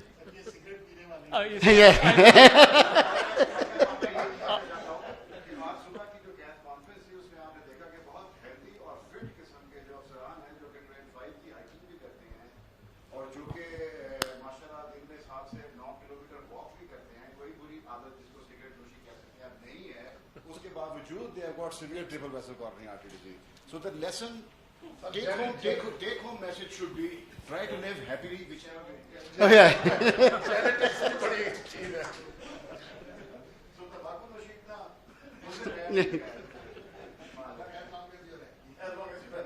as long as your genes are strong. As long as you are willing to accept the consequences. आपकी रोटी खाई यार तो जो मर्जी कह लें अब तो नहीं. Great case. I think whenever you are planning a CTO, you have to assess and always start with the supportive guide. There is no point in starting with the Judkins 4 guide. Then always start with the wire that you think should cross. You know, we have financial constraints. You try to take one wire which will cross. And in this patient, perhaps I would have picked a Pilot 200 from as the first wire, and then. In large number of wires, then always use a microcatheter. You have to change one wire to another. Excellent case overall. Sir, we have all these things available in our setups. Yes, as you mentioned, in public sector hospital, there are financial issues. We have to limit the things and plan the things accordingly. Nadir साहब, आप कौन सी wire से शुरू करते हैं? Yeah. आप Pilot 150 and 200. फरकत, आप anybody would have started with the fielder? Fielder XT. Yes. देखिए उस दिन एक क्वेश्चन था कि आप लोगों के पास अगर कंस्ट्रेंट फाइनेंशियल कंस्ट्रेंट्स हैं तो क्या आपके पास इन्वेंट्री वायर की होनी चाहिए, because it's not only CTOs, तो चलें आप मिस भी कर दें लेकिन और चीज़ों में भी फंस जाएं, तो उसके अंदर देन यू कैन चूज़. जिस तरह आप कह रहे हैं अगर आप पायलट्स को जैकेट वायर्स में आप हैप्पी हैं तो ठीक है, बट आप पायलट भी रखें और विस्पर भी रखें और फील्डर भी रखें, तो उनमें से एक ले लें, एक वर्क हॉर्स ले लें, एक आप स्लिपरी वायर ले लें और फिर एक मिडिल गायर्स. प्रॉब्लम है गायर्स अगर आपके पास हैं तो उसकी एक स्पेशल टेक्निक है, उसमें guidewires are as good as any wires. I don't think you need. मैं जब से गाया 3 यूज़ कर रहा हूँ तो CP12 तो यूज़ ही नहीं करता. डॉक्टर साहब ने कहा ना, if the track is kind of obvious तो फिर guidewires is the idea, otherwise choose a pilot if you got to find the way. चीज़ ये सर सोहेल कि ये जो अगर कॉम्प्लिकेशन हो जाए CTO की, जहाँ आप CTO शुरू कर रहे हैं, जो थोड़ा सा हम उसको अंडर प्ले करते हैं लेकिन वो एक ही होती है, फिर वो बड़ी कैटास्ट्रॉफिक होती है, वो है परफोरेशन की. तो क्या जो अभी ये यूरो CTO की मीटिंग थी उसमें एक बात हो रही थी कि new CTO centres should also learn how to coil, कि do you have that although rare but can happen, that one case can actually set the program back. तो ये एक केस बड़ा इंटरेस्टिंग प्रेजेंट हुआ था उसमें, and nobody knew what to do in a distal perforation. Proximal perforation तो आप balloon कर दें, स्टेंट कर दें, लॉन्ग इन्फ्लेशन. डिस्टल परफोरेशंस में कॉइल, मेरे ख्याल में नदीम ने एक दफ़ा कोई बात लिखी थी हमारे वो जो फोरम पे कि कॉइल्स का, तो यहाँ कितने सेंटर हैं जितने अगर परफोरेशन हो जाए तो वो कॉइल उसी वक्त कर सकते हैं? ये बड़ा इम्पोर्टेंट है और every lab should have troubleshooting complication cart also. है कि नहीं? There are big names here. In our cardiac center, we have calls. We have our pediatric cardiologist who is good at doing these calls, so we call him. अच्छा फरक digital अब हमारे पास choice ही नहीं थी, एक ज़माने में बहुत पहले की बात है कि आई डोंट नो, फिर बाद में तो शायद और भी आप लोगों ने बताया इस चीज़ को कि माइक्रो कैथेटर के थ्रू आप जो हैं अपनी आप उसमें टिश्यू आगे करके ना करके आप अपनी स्किन का टिश्यू फैट लेके यू कैन पुश इट और एनीथिंग, और इवन आप क्लॉट ब्लड का लेके आप उसको जस्ट पुश इट अक्रॉस, और यू कैन हमने तो इवन अ गॉज पीस को काट के उसको क्लॉट नहीं कर रहा था तो ब्लड में हमने जो पहली मरतबा किया था, छोटा सा गॉज पीस काटा, उसको ब्लड में रखा, इसलिए कि कुछ था ही नहीं, वो स्किन अपनी कहीं पड़ी थी कि स्किन करके वो हो ही नहीं रही थी, फैट निकालनी नहीं आती थी। दिस वाज 3-4 ईयर, तो हमने गॉज काट के उसको ब्लड में रखा, उसको ज़रा थोड़ा सा क्लॉट हो गया, उसको करके अच्छा वो फिर अंदर ना जाए, फिर हमने वायर की उल्टी साइड ली, जो आपकी वायर है ना, और उसको फिर माइक्रो कैथेटर से पुश करके और उसको किया और वाकई बंद हो गई। ये प्रेजेंट क्यों नहीं किया किसी इंटरनेशनल में? नहीं, ये तो 3-4 वो तो यार शर्म आती थी उस जमाने में तो मैं sarcastically कह रहा हूं, don't take it for granted। मैंने कहा ऐसी चीजें जब इतने बड़े फोरम में कह दी, कल को कोई कर रहा होगा ये काम, किसी ने क्लॉट काट के डाल दिया ना वहां से गॉज, तो ये पाकिस्तान लाइव में नहीं कही ना, यहाँ cardiology. Even some people have used balloons to obstruct the distal lesions। Balloon को ले जाके उसको डीफ्लेट पंचर करके, नहीं प्रोलॉन्ग नहीं सर, डिस्टल लीजन्स की बात कर रहा हूँ, जिस तरह आपने फैट का कहा है ना, some of the studies have shown that they have used balloons, उनको डिस्टली ले जाके और उसको पंक्चर उधर ही करके उधर ही उसको। सर हमने sir we have done 4 cases in FIC जिसमें we cut a balloon half way, उसको एक सेकंड बलून के यानी पीछे नॉर्मल बलून जो होता है उसको डिस्टल ले जाके प्लेस कर देते हैं, and it includes the artery. उसमें हमने कॉइलिंग भी की है, फैट भी डाली है, ब्लड भी डाला है, लेकिन हम 4 केसेस ऐसे हैं जो बिल्कुल सक्सेसफुल हैं, वो इंशाल्लाह हम शो करेंगे किसी से। On a serious note the issue is कि देखिए हमारे यहाँ चूँकि कंस्ट्रेंट्स हैं, जुगाड़ें भी करते हैं एंड वी इन्वेंट थिंग्स, ये जो आपकी डीके क्रश और ये सब इन्वेंट, आप याद करें वो कहते थे कि बलून स्टेंट को जो ट्रैप करने के लिए, अब एक्चुअली जो जेल साइड ब्रांच ट्रैपिंग वगैरह है उसमें इवन साइड ब्रांच में पूरा बलून रखें, उसकी सिर्फ टिप आप मेन में खींचें और फिर पूरा स्टेंट अक्रॉस स्टेंट कर दें। अब कभी आप सोच सकते थे कि हम पहले ये करते थे, वो कहते जी ट्रैप किसी ने किया ही होगा ना, उसने कहा होगा यार ये तो फंसता नहीं, निकल जाता है, वरना it is a Contra indication कि हम बलून पहले रिमूव कर लो वरना स्टेंट कर दिया तो वो साइड ब्रांच पे फंस जाए। तो आई थिंक इनोवेशंस जो हैं जैसे वजीराबाद हो गया, इस तरह के सेंटर्स है, कहीं ना कहीं आप फंस जाएंगे और यू विल इन्वेंट समथिंग, और उसमें कोई शर्म नहीं आनी चाहिए।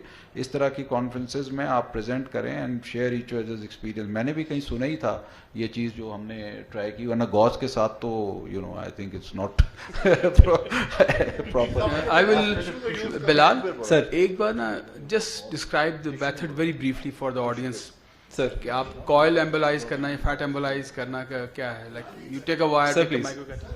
ये सारी चीजें हम ट्राई कर चुके हैं डिजिटल परफोरेशन में। The most reliable is a coil. Coil is sir जो सबसे रिलायबल चीज है ना सर वो कॉइल। सर अगर तो कॉइल आपके पास है या आप फैट या वो थोड़ा सा लेकर अपने फेमरल पार्ट से, या फिर आपने ब्लड क्लॉट करना है, तो तब तो आपको माइक्रो कैथेटर चाहिए। OTW से तो वो क्रॉस करता नहीं। फैट को पुश कैसे करते हैं आप? बलून से करते हैं? नहीं सर, बलून से नहीं, माइक्रो कैथेटर में आपको सिंपल वायर से, जैसे आपने बताया कभी तो वायर तो फैट के थ्रू चली जाएगी सर, तो फिर आपको उल्टी साइड से करना पड़ता है, वो ग्लोब्यूल पुश हो जाता है सर, हो जाता है सर। लेकिन सर जो इसमें हमने 1-2 दफा किया है, हमने यूं किया है कि एक बलून अब पर्फ हो गई और उसको वो डिजिटल वायर पर्फ थी, तो हमने एक पहले बलून लिया अनयूज्ड, जैसे 115 या 1 इस तरह स्मॉल, और उसको पहले ये इंश्योर किया कि वो उस जगह तक पहुंच जाता है, ऐसा नहीं कि वो बीच में कहीं स्टक कर जाता है। फिर उसको हाफ वे काटा, उसको पीछे उसको वायर पे चढ़ाया हाफ, पीछे 215 का एक बलून रखा और उसको पूरा पुश करके उस डिजिटल वेसल के अंदर पुश कर दिया। 4 ऑफ केसेस वी सक्सेसफुली हमने बिल्कुल उसको सील कर दिया। फॉलोअप पे भी हमारे पास हैं, एक्सेलेंट उनका फॉलोअप है, there were no complication sir. अच्छा, ये जहाँ पे इंटरवेंशनल रेडियोलॉजिस्ट हैं जिस सेटअप में, वो कॉइल्स बहुत यूज़ करते हैं। अपने ये liver के उसमें and gallbladder. So जैसे नादिर ने कहा ना कि coils जो है ना for effectiveness and for cost effectiveness also, it's the best way. Hepatic में, mesenteric में use कर रहे हैं. They are using a lot of coil. Bismillahirrahmanirrahim. I did not know Dr. Aamir also has CTO RCA, otherwise I would have presented CTO LAD or CTO circumflex. I am going to discuss different algorithms that are used for CTO techniques. We have a patient, 54-year-old male, that presented with a history of chest pain on moderate exertion. This is his ECG, that is absolutely normal. He was advised ETT that shows STT changes in inferior leads, 2-3 AVF, you can appreciate. His echo was done, ejection fraction is pretty good, 55%.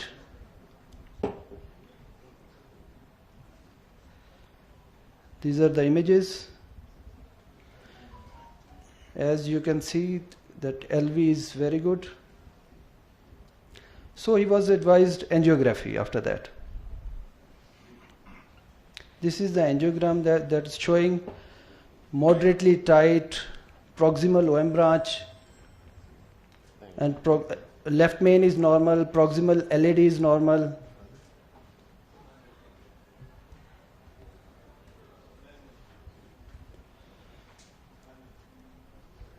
That's retrograde filling of RCA.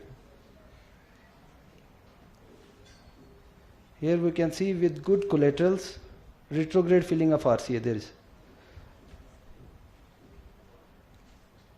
These are the different views, you can appreciate all these views. Here is the RCA totally occluded with a lot of branches, proximal, total proximal occlusion. So learning objectives are definition of CTO, preparation of the, how do we prepare for this patient, the determinants, what are the determinants of success, and what are the advanced CTO techniques. So CTO is a lesion that is artery that is occluded more than 3 months by definition. So when you are planning, avoid doing ad hoc CTOs. Always look at the prior angiogram, plan to reduce radiations and contrast as well as fatigue.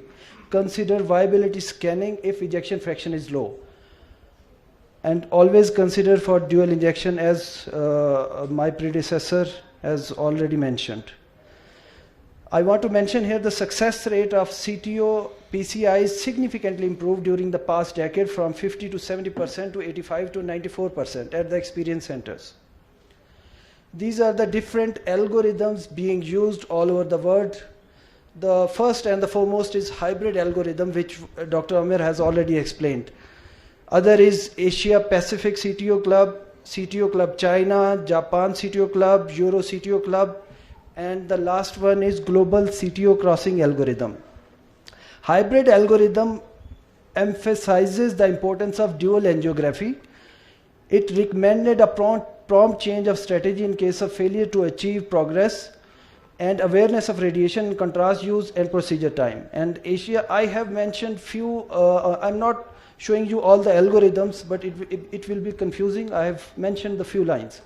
Asia Pacific CTO group, it recommends the IVUS to resolve the ambiguity in the location of the proximal cap and use of the cross-boss catheter. CTO China group, it says that if proximal cap is tapered, then antegrade, otherwise go for the retrograde if you have good collaterals. And Japan CTO Club, changing from antegrade to retrograde after 20 minutes of guide wire manipulations. And Euro CTO Club says that IVUS or move the cap subintimal technique first, followed by the retrograde technique. And the last one is Global CTO Crossing Algorithm. These are few words about Global CTO Crossing Algorithm. It was created by a group of 4 CTO PCI experts from North America, Europe, and Asia. A total of 122 other CTO PCI experts from 50 countries were invited to participate, of whom 121 from 50 countries provided comments and approved this final document. It's a 10-step strategy. If we memorize and go through these 10 steps, CTO algorithm is easy for us. The first and foremost is dual angiography. Always attempt CTO with dual injections. Planning is very important for CTO. And step 2 is careful angiographic review. Proximal, whether proximal cap is ambiguous, what is its morphology. CTO, look for the CTO leal length and composition, and look for the distal vessel quality, collateral circulation. And the third point is approaching proximal cap ambiguity. If proximal cap is ambiguous, how do you approach? Stiffer tip wires should not be used initially to puncture the caps. And it can be resolved if the cap is ambiguous. This ambiguity can be resolved by taking different views or doing CT angiogram first before going for PCI. And step 4 is approaching poor distal vessel quality or bifurcation at the distal cap.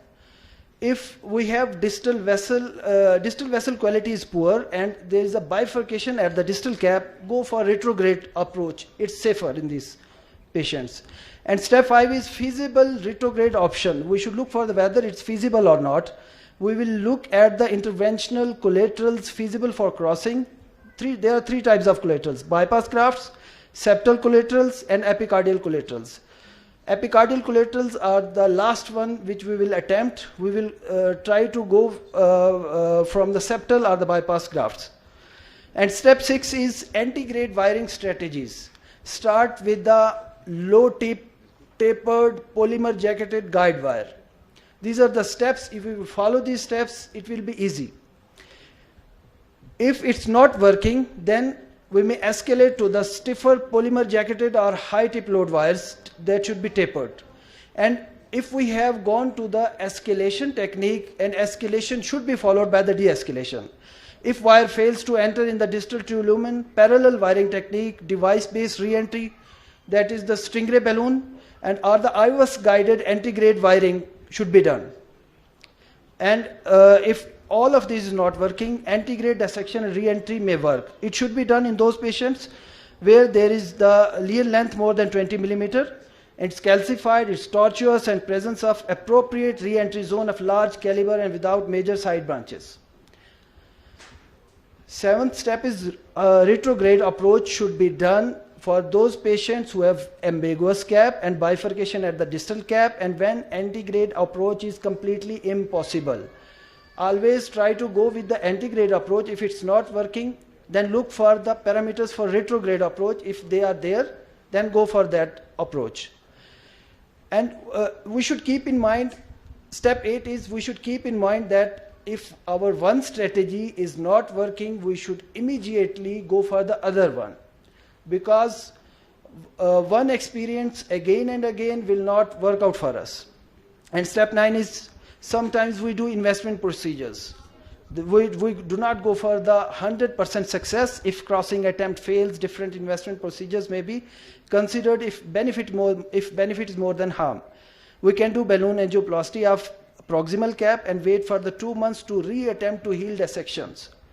And step 10 is we should all know that when we should stop. If the procedure time is more than 3 hours, contrast volume more than 3 times the estimated GFR, air karma radiation dose is more than 5 grays, and if advanced crossing techniques needed but operator doesn't have its experience. And significant operator or patient fatigue. If you are fatigued, then stop the procedure and plan it next time. These are the 10 steps we should follow, and these are it is the consensus document. This is the algorithm of all those 10 steps given in this paper. This is a brief description of the CTO wires. JCTO score, in our case, JCTO score was more than 3. So we started our angiography, we started with the dual injections. We took the right access, RCA access with XB RCA and left JL4 guide. Looking for the leal length. I will show it quickly. So we started with microcatheter and fielder XT wire. it could not cross. So the other wire which we had available in our cath lab, that was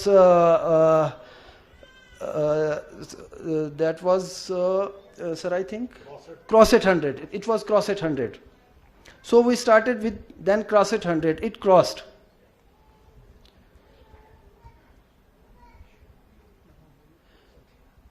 We were looking again and again with our dual injections. So we are in the lumen distally. We pre-dilated. The other procedure is simple. We pre-dilated, then started stenting. This is the distal stent. And then distal to proximal we stented 2.5, 2.75 millimeters.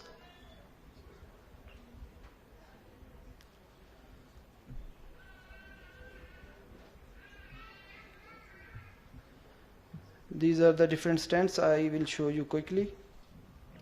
This is the final result.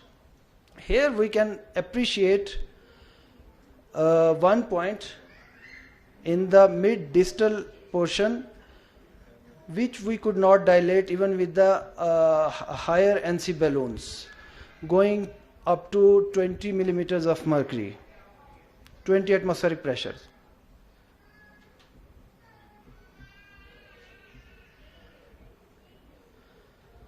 So this is the final result. Thank you. अच्छा, एक छोटा सा comment ये कि ये जो CTOs की indication क्या है, does Farhat also this that you see CTOs जो हैं ये मेरे लिहाज से if it's CTO and it's well collateralised is usually not the culprit for angina. Usually वो बहुत रेयर मैंने देखा है. वो हम करते हैं बिकॉज ये डिवाइस इंडस्ट्री और हमें भी शौक है और वायर्स और ये, बट आई आस्क हिम कि इसकी कोई गाइडलाइन रिलेटेड है कि किस पेशेंट में कितना part of myocardium is at risk और किस लेवल पे स्कीमिया होगा तो we should do a CTO. Because the plan is कि CTOs अगर वो प्रॉपरली करने तो हर शहर में एक CTO स्पेशलिस्ट सेंटर हो और वो सिर्फ करे ही CTO. And that is the way, because हम सभी कर रहे हैं. वज़ीराबाद में भी हो रहा है, मैं भी लगा हुआ हूँ, मैं हर आदमी अपनी अपनी कर रहा है. तो अगर वाकई CTO में is there any guidelines to say कि which CTOs have to be the class 1 indication के CTO करो? ये याद है कि जब शुरू हुआ था CTO का मसला, ये हुआ था रैंडमाइज जब स्टडीज हुई थी, जब रिसर्च बेस्ड बात हुई थी, जब कंप्लीट रिवास्कुलराइजेशन सर्जन्स के साथ डिस्कशन हुई थी. हाँ, कि सर्जन्स ने कहा था कि cardiologist don't do complete revascularisation and a lot of patients जिनको CTO LED को कर देना, CTO को नहीं करना. और over period of time chronic repetitive ischemia demonstrate हुआ था, जिसको repetitive stunning, repetitive ischemia which led to more left ventricle dysfunction. ये अभी यूरो CTO क्लब में बड़ा इंटरेस्टिंग एक कार्लो डिमारियो से क्वेश्चन हुआ था कि why would you do a CTO if it is well ये exactly जो point अभी नदीम you just mentioned कि अगर very well collateralized तो उसने कहा demonstrate ischemia. If you cannot demonstrate ischemia there is no point, but when you demonstrate ischemia that is now an indication of revascularization. But उसी उसमें context में अब आपने थैलियम या चलें जो भी CMR वगैरह का और एक myocardium this much of myocardium जो कहते हैं 20% 10% ऑफ द 50%, इतनी उसमें आया स्ट्रेन पैटर्न या रिस्क. अच्छा, अब वही चीज़ को आप उसी थैलियम को ले जाइए करेज ट्रायल्स या और ट्रायल्स के अंदर, और उसमें जो उन्होंने डेमोन्स्ट्रेट किया था स्टेबल एंजाइना के पेशेंट्स का, या कोई भी स्टेबल एंजाइना की ग्रुप स्टडी बड़ी उठाएं और उसकी थैलियम स्टडी या परफ्यूजन या स्ट्रेस एको की ले लें, और एग्जैक्टली वही चीज़ दोनों में है. उसमें वो डेटा आ रहा है कि medical guideline drive medical treatment is better या एज गुड नॉन इन्फीरियर. तो अगर आप दोनों के कोहॉर्ट्स उठा लें ऑफ डेमोन्स्ट्रेबल स्कीमिया CTO की ट्रायल्स की, और उसमें यू विल फाइंड कि देयर इज़ अ कॉन्ट्रडिक्शन कि एक में आ रहा है कि गाइडलाइन मेडिकल ट्रीटमेंट ठीक है, दूसरे में उतना ही स्कीमिया आ रहा है तो आप कह रहे हैं कि स्कीमिया डेमोन्स्ट्रेट हो गया और इसको रिवैस्कुलाइज करो. उसमें जो बड़ा डिफरेंस है, एक है symptomatic improvement which is scheme, एक है रिवैस्कुलराइजेशन. CTO का relevant to revascularization सारी trials है, not के symptom कितने बेहतर हो रहे हैं. जो ischemia trial है, जो courage है, जो पुरानी आपकी जितनी trials है, वो थी not the revascularization strategy, symptom के लिए थी. जब revascularization का ये बातें शुरू हुई, especially with surgeons, then this thing came up कि you only do the surgeon said that majority of the patients are turned down because they are. लेकिन mortality benefit तो नहीं आया ना. Mortality benefit अभी नहीं आया. Angioplasty के साथ mortality benefit बहुत कम है except left main. तो the question is कि अगर एक CTO है और पेशेंट asymptomatic है और आप उसका थैलियम कराते हैं और 10% लेकिन इज asymptomatic, तो क्या इस CTO को जरूरत है या नहीं? मैं आपको एक अगर इजाज़त दें, बिलाल फिर खड़ा हो गया. देखिए, पहली बात यह कि अगर आपने CTO करना है, don't start without a proctor. Proctor is the most essential thing in a CTO, and when you give up, when you run out of ideas, then you give up. There's no time, there's nothing.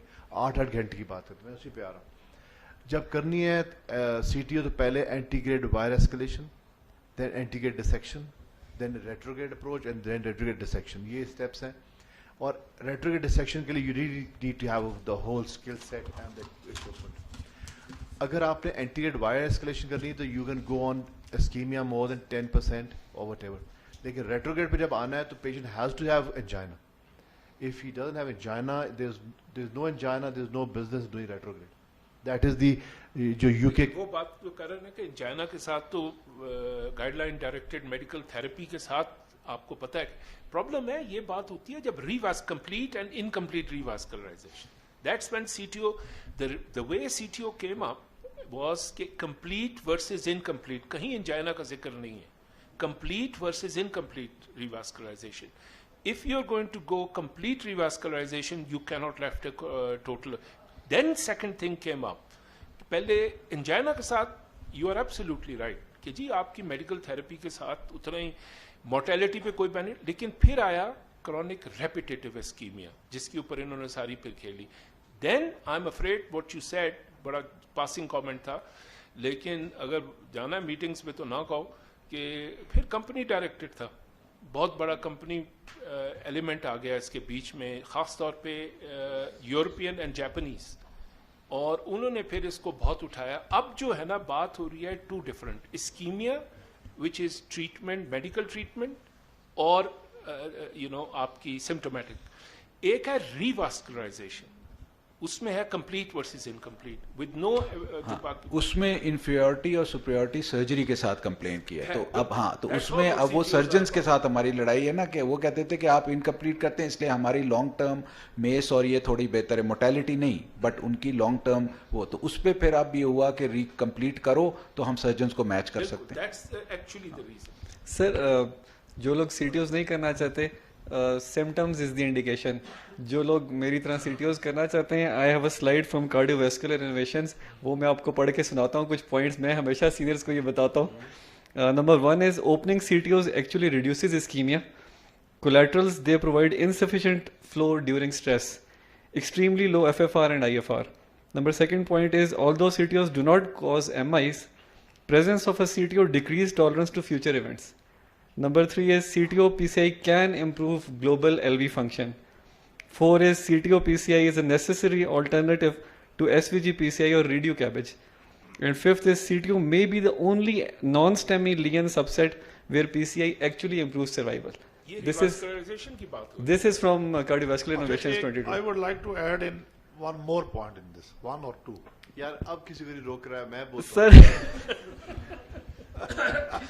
Sir आप ही के training का time जा रहा है. अच्छा sir, ये जो इन्होंने सारे पॉइंट्स बताए हैं, definitely they are very much valid and according to the guidelines. जब आप CTO ओपन कर रहे हैं, सबसे इंपॉर्टेंट चीज़ जो आपने पहले भी जिक्र किया है कि भाई उधर स्कीमिया हो रहा है, पेशेंट सिम्टोमेटिक है, पेशेंट कहता है जी मैं सिम्टोमेटिक हूँ, नंबर 1. नंबर 2, आपने स्कीमा भी डॉक्यूमेंट कर लिया. नंबर 3, अब आपने कॉर्नरी आर्टरी की एंजियोग्राफी की, आपने देखा है उसका लेफ्ट सिस्टम भी डिजीज्ड है, राइट उसकी बंद है. कैन यू प्रिडिक्ट कि उसको नया इवेंट नहीं होगा लेफ्ट सिस्टम में? अगर उधर उसको इवेंट होता है, उसके राइट ऑलरेडी बंद है, जो सप्लाई हो रही है लेफ्ट सिस्टम से वो तो गया patient. Then it will become an emergency for you. So the point is even in this patient, his left circumflex has got a significant disease and the patient is complaining of angina. So if you open this vessel and already the points have been mentioned, so it's better to have an open vessel, especially in these cases. Bismillah ar-Rahman ar-Rahim. I welcome you all from Fauji Foundation Cardiac Center of Excellence. The topic today is hurdles in class 3 angina with CTO and triple bifurcation, including a left main stem. This is our faculty head of department by Major and Sohail Aziz, and I'm Dr. Wajahat Lodi, and I'll be presenting this case to you today. So we have an 87-year-old octogenarian, very frail and irritable lady who's hypertensive, pre-diabetic with central chest pain, radiant back and epigastrium associated with nausea and vomiting. She presented with vitals of 100 by 60 blood pressure, respiratory rate 18, afebrile, a normal physical exam except that she was frail and very elderly. ECG showed and sinus bradycardia with a heart rate of 48, Q waves in the inferior leads with T wave inversions in the 2, 3, AVF, and T waves in the V4 to V6. Investigations were positive for a troponin I, which was 4.67. A 2D echo showed an EF of 40% with a regional wall, motion abnormalities in the inferior wall in the septum. So considering the patient's irritability and procedural complexity, a coronary angiogram was planned with a high-risk consent and anesthesia cover was sought. And this is the first hurdle that we encountered. The radial artery was punctured, the flow was good, but for some reason we were having trouble with wire progression of the jade wire. And we decided to go for the right ulnar at the same time. We wanted to preserve the femoral, and the left radial ulnar approach was not feasible because the patient was very irritable, we could not access that. This is the second hurdle. From the ulnar we were going, and we ended up having to encounter an ulnar loop for which a tumor wire was taken, and we tried to straighten the bend and then progress with the angiogram. So this is the LO-caudal view that shows there's an osteal left main, there's osteal LED disease with the circumflex having mid and osteal lesion, and there's a large OM that's also got an osteal disease. The areo-caudal simply clarifying the lesions, and we can see there's LED also has an osteal critical lesion, and the tapering of the LED. The epicranial view shows the cross-filling of the RCA, which probably is, we'll find out later, is a totally occluded segment, and the RAO also shows the cross-filling of the RCA. RAO is a totally occluded segment from the mid course. It was being cross-filled from the left system. So this was the patient's syntax score. It came out to be 34. She was a candidate for cabbage. Her syntax score 2 again showed that her PCI 4E mortality was 40%, and her cabbage 4E mortality was 14.2%, again favoring cabbage, and her risk score for isolated cabbage was about 16%. So what should we do? Again, an 87-year-old, frail, irritable lady, diabetic, hypertensive, CCS3, EF40, there's a left main, there's a CTO RCA, and there's a bifurcating lesion of the LAD ostium and circ, and there are 2 lesions in the LAD mid and circumflex involving the OM. So there's 3 bifurcating lesions, and there's a totally occluded RCA. So what we did, we sought cardiac surgical opinion, and the cardiac surgeon at that time advised medical treatment and deemed her unfit for cabbage, considering her frailty. So we proceeded with opening the CTO first. This is a caudal view. We crossed with an over-the-wire balloon using the Pilot 200, and we were successful in crossing the lesion. Again, we proceeded with sequential ballooning of the segment, trying to open the vessel bit by bit. Then the Pilot 200 was taken out using the blowout technique, and we gave a local dye injection to see if we were actually in the true lumen or not. We would then exchange to a workhouse wire. The workhouse in this case was a run-through wire. And then we just gave the result post-ballooning, and then sequential pre-dilations with a 2 × 20 millimeter balloon were done. We deployed the stunt, and the result is there. We were happy with this result, so we just stopped here. The patient was then shifted back to the CCU with 5 days of IV normal saline hydration. We let her recover. We gave her time to settle her symptoms. Despite being on guideline-directed medical therapy, patient was having on and off angina symptoms, though of reduced severity, but symptoms nonetheless. So what do? Should we go for complete revascularization and fix the left system as well? We again went in for an angiogram. The right system was restudied. It showed patent stunts, good flow, and we proceeded with going on with a revascularization of the left system. We decided that we go from a 7 French sheathless approach, which is being demonstrated here, And this is how a sheathless approach looks on a fluoro. There's a balloon tipped, slightly inflated, just snugly fit into the tip of the guide, and then you can just advance it from the femoral. Epicranial view, we proceeded with the LAD and diagonal wired. We used the run-through wire. Upon wiring the diagonal, we proceeded with pre-dilating the lesion with a 2 into 15 millimeter balloon, and we then stunt deployed with a 2.25 18 millimeter mid-LAD stunt. Then we went on to fix the circ OM lesion, and we then deployed a 2.5 into 31 millimeter circ to OM stunt, and this was the result post-stunting. Now we decided that the OM1 branch is something that we should wire since the wires are open, so we just proceeded with wiring that OM1 branch. And in AP caudal view, we're deploying the LMS to LCX stunt measuring 3 into 23 millimeters. Here we can see that there's a balloon in the left main to LAD that we will use in the future to crush the stunt, and there is also a NC ballooning of the LMS to LCX stunt. Now we're using the crushing technique. We're crushing the left main stem to circ stunt with a 3 into 15 millimeter balloon. Then we proceeded with a pot with a 4 into 10 millimeters. Again, we're rewiring the left main to circumflex as our wire has now jailed, and we're trying to open the struts at the same time. The LAO caudal view is showing the opening of the struts at this moment of time with a 2 into 15 millimeter balloon. Again, we're pre-dilating the left main to LAD with a 315. We're pre-dilating the left main to circ with a 315, and then we'll do the first kissing balloon inflation. Apricanial view, we proceeded with stunting the left main to LAD with a 3 into 38 millimeter stunt, and this is what we are showing in the next picture is the deployment of the stunt, LMS to LAD. And then we again did a pot with a 4 into 10. The important step here is that while we were doing pot, we slightly disengage the catheter, we give a sinus injection, and then go up on the inflation. We rewired the circ again, and so that we maintain patency, and then opening the LMS to LAD struts again, so that maneuverability of balloons and further stunts is easier. Again, now we're going for our second kiss, so we're going to post-dilate the left main to circ, we're going to post-dilate our left main to LAD, and then it's going to be a second or the final kiss, and that will complete our DK crush. We provided with the last pot. It was a operator call. They wanted to do a final pot just to be sure. Again, disengagement of the catheter. We're in the sinus. We give an inflation, so we're comfortable with the 4 into 15. This was the final result, and we're happy up till here, and everything is good. We just proceeded to check for bladder indentation, rule out any retroperitoneal hematoma, and at the same time we took a contrast injection of the excess site so that we know that we don't have any perfs in the excess or anything like that. Now we're withdrawing the sheathless catheter. We withdraw it, and we just put the sheath back on the guiding wires, and the sheath goes in back. We maintain hemostasis, and then we're comfortable. So just thank you for your time, and thank you for your attention. The patient is doing well, and she's happy, and we've discharged her 2 days back. Thank you.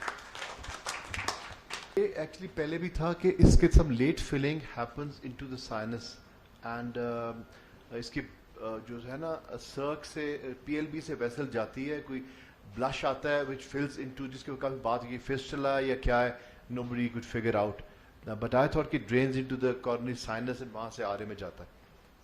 So दो चीजें हैं. Question 1, ये radial और ulnar simultaneously, or because somebody is going to take home a message कि दोनों चीजें simultaneously करनी चाहिए, तो इसमें कोई खतरा तो नहीं कि Actually हमने बहुत बार ना blocked radial में ulnar की हुई हैं. इसके she was very irritable, moving around. She fully hypernized when we gave the sheath for the radial. तो आगे बाहर नहीं जा रही थी. So because occluded के साथ there's so much collaterals. This is the 3rd or 4th time that we've done it. This was occluded. मुझे वो नहीं था. ये इसमें sheath पड़ी हुई ना? हाँ नहीं, वैसे पहले क्या वजह थी? आगे vessel में spasm आ गया ना. We couldn't manipulate. So we went because कि हमने जब check दिया तो we could see कि ulnar ठीक है. तो फिर ulnar से हम चले गए. And we've done this 3-4 times before. Alhamdulillah, she's fine. Nothing happens to the arm. There's enough collaterals there. ठीक. दूसरा, I mean, obviously this is a very good intervention. एक बड़े complex case में, by any definition, this was a very complex case. Proximal LED में एक haziness सी थी जब आपका diagnostic. Was that calcium? क्या था वो? किसका आपने क्या सोचा उसका? वो जो आपने स्टेंट तो कर दिया, लेकिन वो आईवेस वगैरह तो नहीं किया ना. There was a lump of calcium. अगर आप spider में देखते हैं ना, तो there was some haziness towards the circ ostium also. There's probably a lump of calcium which just sitting there. A good, I would say, a very complex case. Elderly lady, you said she was frail, 80 years old and symptomatic and very bad coronaries, LED, left circumflex, right. I mean, what one couldn't see anywhere where to put a stent. And you did the whole procedure in one go. I mean, there's two stages. This is two stage. And actually, आखिर में जो दरमियान में खातून थी ना, she was the anesthetist. तो इसके वापस लेके आया ना, she was so irritable कि I said, we're not going to do this. ना, he's too irritable. She's too. तो उसने कहा कि सर आप relax करें, इसको ठंडा मैं कर लूँगी. And she was confident. We decided to let her. She made a very quiet. और the thing was कि जो sheathless entry from the femoral has the advantage कि आपका hole जो है वो 6 French रहता है. So when you take a larger sheath, more complications. So with a balloon advancing technique, you can advance a 7 French through that 6 French hole and put back a 6 French sheath, and you don't get a bigger hole. So it's a big advantage that way. Sir, ये देख के पता चल गया कि why does Nader and Asim call you Sir Sohail? आज पता चल गया. अच्छा, ये quite often we see कि already radial से हो चुका है and the radial is not palpable, and of course the ulnar is in good condition, pulsating and all that. Is it okay? मैं थोड़ी सी hesitation होती है कि यार अल्नर करें या ना करें. Already इसकी radial जो है वो किस्म की. सर ये हमने भी ना रिदा है ना उससे किया था. He said I do it all the time, वरना हमें भी इतनी हिम्मत आती. He was insisting कि यार अगर अल्नर radial बड़ी हो, अल्नर इस्तेमाल करो. And we've done hundreds like this. Nothing happens, alhamdulillah. And we would not have believed my own word. I would have believed Rida. You probably know him. He's such a great operator, and he has no hesitancy. So that's the follow-up on his, suggestion. असल में इसमें collaterals बहुत अच्छे होते हैं इसके hand के सारे. Sir, Dr. Qaiser has a comment. We were missing you in the earlier cases. In the crush technique, I just look to my own practice. When I'm crushing the stent of the side part, I never keep it off.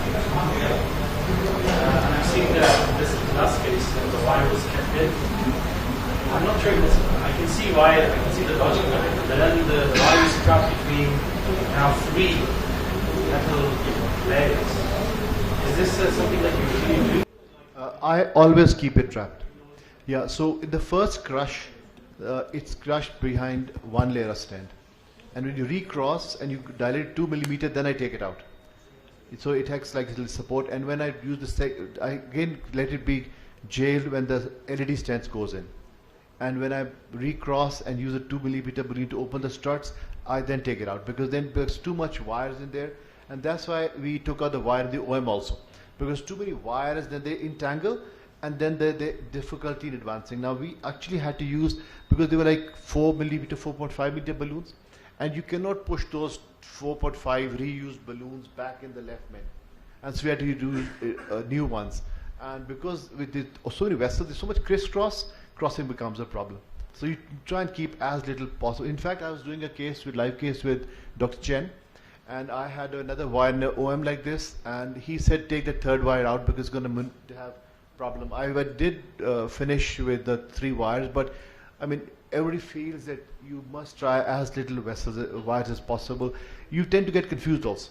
But there was this thing about एक time था, अब जो खत्म हो गया, polymer jacketed wires को don't do this with polymer jacketed, but उसमें से polymer उसका उतरने का होता है. Sir, additionally, that wire actually gives an excellent marker for recrossing where you cross proximally or distally. So we keep it all the time and then pull it back. Yeah, absolutely. I completely kind of agree. I mean, the other thing for my own learning, because is when I'm feeling lazy or if I don't have my new IVUS catheter, what's your average for like what I'm doing? I'll tell you what I do. Like in a female, I will always go a 4ONC at least 20 atmospheres in the left main, and in a male at least 4.5. I know there's data that Asians have smaller coronaries.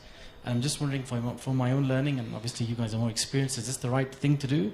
So when you're doing the left main, what's your minimum pot in male and female for our population? What we do is we do what we call as a puff IVUS. What we do is we inflate the balloon and give it a little puff. Okay. If there's a little trickle of dye going downstream, you should upsize or increase the pressure. That's a good idea. Invariably, whenever we do a pot or a NC balloon, we give a little dye. And so if there's any integrated flow, that means there's no approximation, so we upsize or increase the pressure. That's an excellent idea. Thank you so much. Just as a follow-up, आपकी जो बात है, again, it's a bit of a controversial issue. If you use IVUS regularly, we were using IVUS and sizing 0.5. I think left main, if you look at the original cyto data, जिसके ऊपर left main बनी थी, the first paper, उसमें जब उसने IVUS किया तो आप उसकी average left main की निकालें, it was 3.25. So, and that is what established left main angioplasty. अभी कोई 4.5 से नीचे नहीं जाता. So with these third generation stents, I think if you are well opposed and you've got a round thing and you've got a certain minimal area, it doesn't really matter. You know, ये एक general consensus है. I mean, for me, आपको पता है हम लोग masters पे खेलते रहते हैं. तारिक शफी फॉर एग्जांपल और मेरे में 0.5 मिलीमीटर का हमेशा डिफरेंस रहेगा. You know, if he uses 4.5, so it's individualized. Now, one more point about DK crush. There is no single technique. Original DK crush Chen की जो थी, उस पे उसने भी modifications किए. Now, one thing I used to do, ये लोग अब क्या कर रहे हैं कि जब आप ओरिजिनल स्टेंट डालते हैं बिफोर क्रशिंग, तो उसको हाई प्रेशर पे NC से पहले ही ऑप्टिमाइज कर लेते हैं. Now there's a downside to that, because if you're going to crush more than 3-4 struts, if you're keeping them in left main, and you go 20 atmosphere with a 1-to-1 balloon, and then you try and crush it with a proper balloon, I just do a nominal and I crush it and then I recross and then I use an NC. थोड़ा सा difficult होता है रिक्रॉस. इस तरह क्या होता है कि क्रॉसिंग आसान हो जाती है, लेकिन बलून की क्रशिंग उतनी अच्छी नहीं होती. Then you have to use a 1.1 in sizing to left main to crush that thing, because वो स्टेंट इतना खुल गया होता है. तो there is a down side and there is an up side. Bismillahirrahmanirrahim. Assalamu alaikum. I am Dr. Tehreem Yunus. Actually, I am presenting a case that I saw once 2 years back, and now he again came to us. So I thought that it's an interesting case. I think it was discussed 2 years back also, but because it has created a new turn, so I wanted to discuss it again. So I'm starting with the case 2 years back. So he was a 56-year-old gentleman who is an active smoker for past 25 years. He's known case of hypertension and dyslipidemia, non-compliant with medications for past 15 years. He presented to us 2 years back with angina class 3 for 3 months. On examination, the blood pressure was 150/90, pulse was 74 beats per minute regular, and the chest and cardiovascular examination was unremarkable. So all labs were within normal limit, and ECG was also showed normal sinus rhythm with no STT wave changes. 2T echocardiography showed ejection fraction of 60% with no regional wall motion abnormality. MPI scan at that time showed severe reversible ischemia in inferior, infraseptal, anteroapical, and posterolateral walls. So after all this, we advised a diagnostic coronary angiogram, and as you can see, it showed severe disease in the proximal course of circ, and it is cross-feeding RCA through epicardial collateral vessels. And there is critical disease in the proximal LAD also. The right system showed totally occluded RCA from the origin. So after this diagnostic coronary angiogram, we advised the patient to have a coronary artery bypass grafting, but in spite of aggressive counseling to him and his family, he declined having any surgery. So we decided to open our CTO RCA, as the MPI scan showed majorly ischemia in the inferior segments. So we calculated the Japanese CTO score that came out to be 4, and it showed that it is a difficult CTO to be done. So we attempted the integrate PCI to RCA, and we used first of all run through, then pilot 50, then we used up to Gaia 3rd, but we could not cross the CTO segment, so we abandoned the procedure, and we again counseled the patient and his family that it's better to have a cabbage, but they were insisted that we don't want to have any surgical procedure. So Our options was to repeat integrated attempt at CTO RCA with double stick approach and then do the PCI of LAD and circ, as they also have a critical and severe disease. So another was the retrograde approach to RCA CTO via good size epicardial collateral vessels that were coming from circ, and then followed by PCI to LAD and circ, and lastly first PCI to LAD and circ and followed by retrograde PCI to RCA. So I'm sure experts will also have an opinion, so what we did was we did a double stick approach, and we used, as you can see, wires. We started with pilot 200, but as you can see that wire has gone subintimally, so we abandoned the procedure. Then we attempted the retrograde approach. We used a 7 French BL for left and JR4 for right, and we try to cross the epicardial collateral by Sion Black over Corsair 150. And then we used pilot 200 and tried to cross the distal cap of the CTO, but we were not successful. Then we used Gaia second, and it successfully crossed the CTO segment. Then we exchanged with a longer wire, RG3 wire, and we then externalized it. And then after that, we integratedly passed the run-through wire over OTW balloon, and we then pre-dilated with the semi-compliant balloon. And then we deployed 2 drug-eluting stents. They were 3 into 48 from proximal to mid-course, and then 3.5 into 28 from the ostium to the proximal course of RCA. So this is the final result of the right coronary system. After that, we also, in next session, we also fixed his LAD and circ. So interestingly, patient remained stable for past 2 years, and he had no symptoms or any complaints. After 2 years, he came again with angina class 1, 2 for 1 month. ECG, 2 echo were normal. Coro angio was done, which was also normal. MPI scan showed ejection fraction of 55% with mild fixed defect in the infraseptal wall, and the viability was 3/4. On taking the history, he just took medications for 6 months after CTO and the fixation of the left system, and he stopped taking all kind of medications after 6 months. He was already hypertensive dyslipidemic. He was not taking medications. Again, he stopped.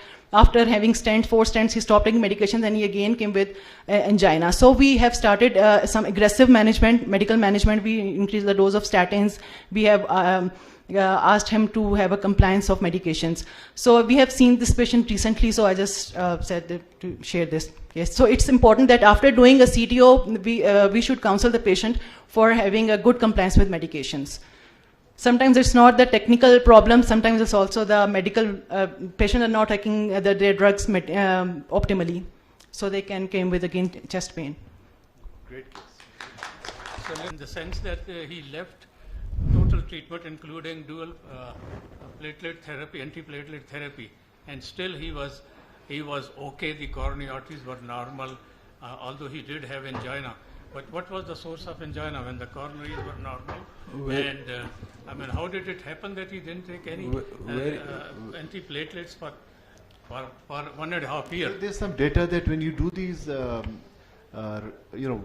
dissections and re-entries, the ISR tends to be less in those cases than the traditional ISR. And in this case, I think it was not a pilot, but probably a Gaia series, all black all along. So if you have you went retrograde into the critic lesion LAD, now that lesion has to be dilated but not stented. So you dilate it and you pass equipment down and you stent it at end of the procedure when you finish all the right side. So that's some. My question is from the panel and other experts, कि इस तरह का मेरा एक patient था और उसको मैंने बिकॉज उसको बहुत अनस्टेबल एंजाइना था और just to be on the lazy side हमने एलईडी और सर्कमफ्लेक्स फिक्स कर दी. ज़्यादातर इस्कीमिया उसका इन्फीरियर भी आ रहा था. अच्छा वो एसिम्प्टोमेटिक हो गया तो अच्छा वो ही सेट कि अब आप करें डॉक्टर साहब. हमने कहा यार एक थेलियम और करा लो आफ्टर अबाउट 2 months. वो थेलियम नॉर्मल हो गया. So my question to you is कि अगर इसको for example critical proximal LED और सर्कमफ्लेक्स है and we fix that and leave the right which is serving 20% of the myocardium at most. नहीं चल लेकिन डोमिनेंट राइट की जो इतनी भी स्टडीज़ हैं एवरेज 20% से ज़्यादा मायोकार्डियम नहीं सप्लाई होती डोमिनेंट अनलेस 80% तो आपका या एटलीस्ट लेफ्ट सिस्टम। क्वेश्चन ये है कि आपके एक्सपीरियंस में कितने पेशेंट्स ऐसे हैं कि जिसका इस्कीमिया अगर आप लेफ्ट साइड को क्रिटिकल थी खोल दी तो राइट की कोलेटरलाइज इतनी अच्छी हो जाएगी कि इस्कीमिया ही गायब हो जाए एथेलियम पे? How what's the experience? नहीं, ऐसे केसेस तो बहुत हैं जिसमें हमने लेफ्ट साइड किया और राइट को छोड़ दिया because it was a CTO, या ट्राई किया है और नहीं हुआ।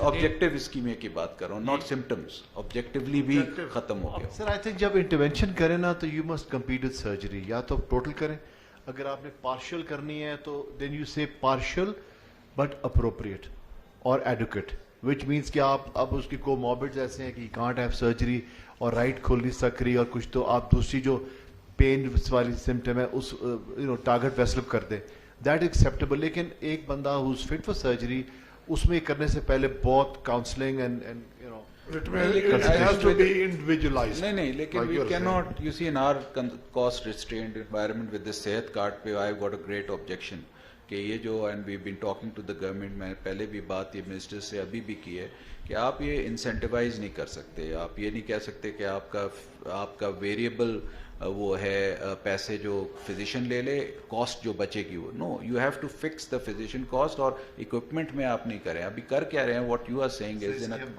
नहीं Sir, thank you very much, sir. In the interest of time, we'll have to finish this session now, and thank you for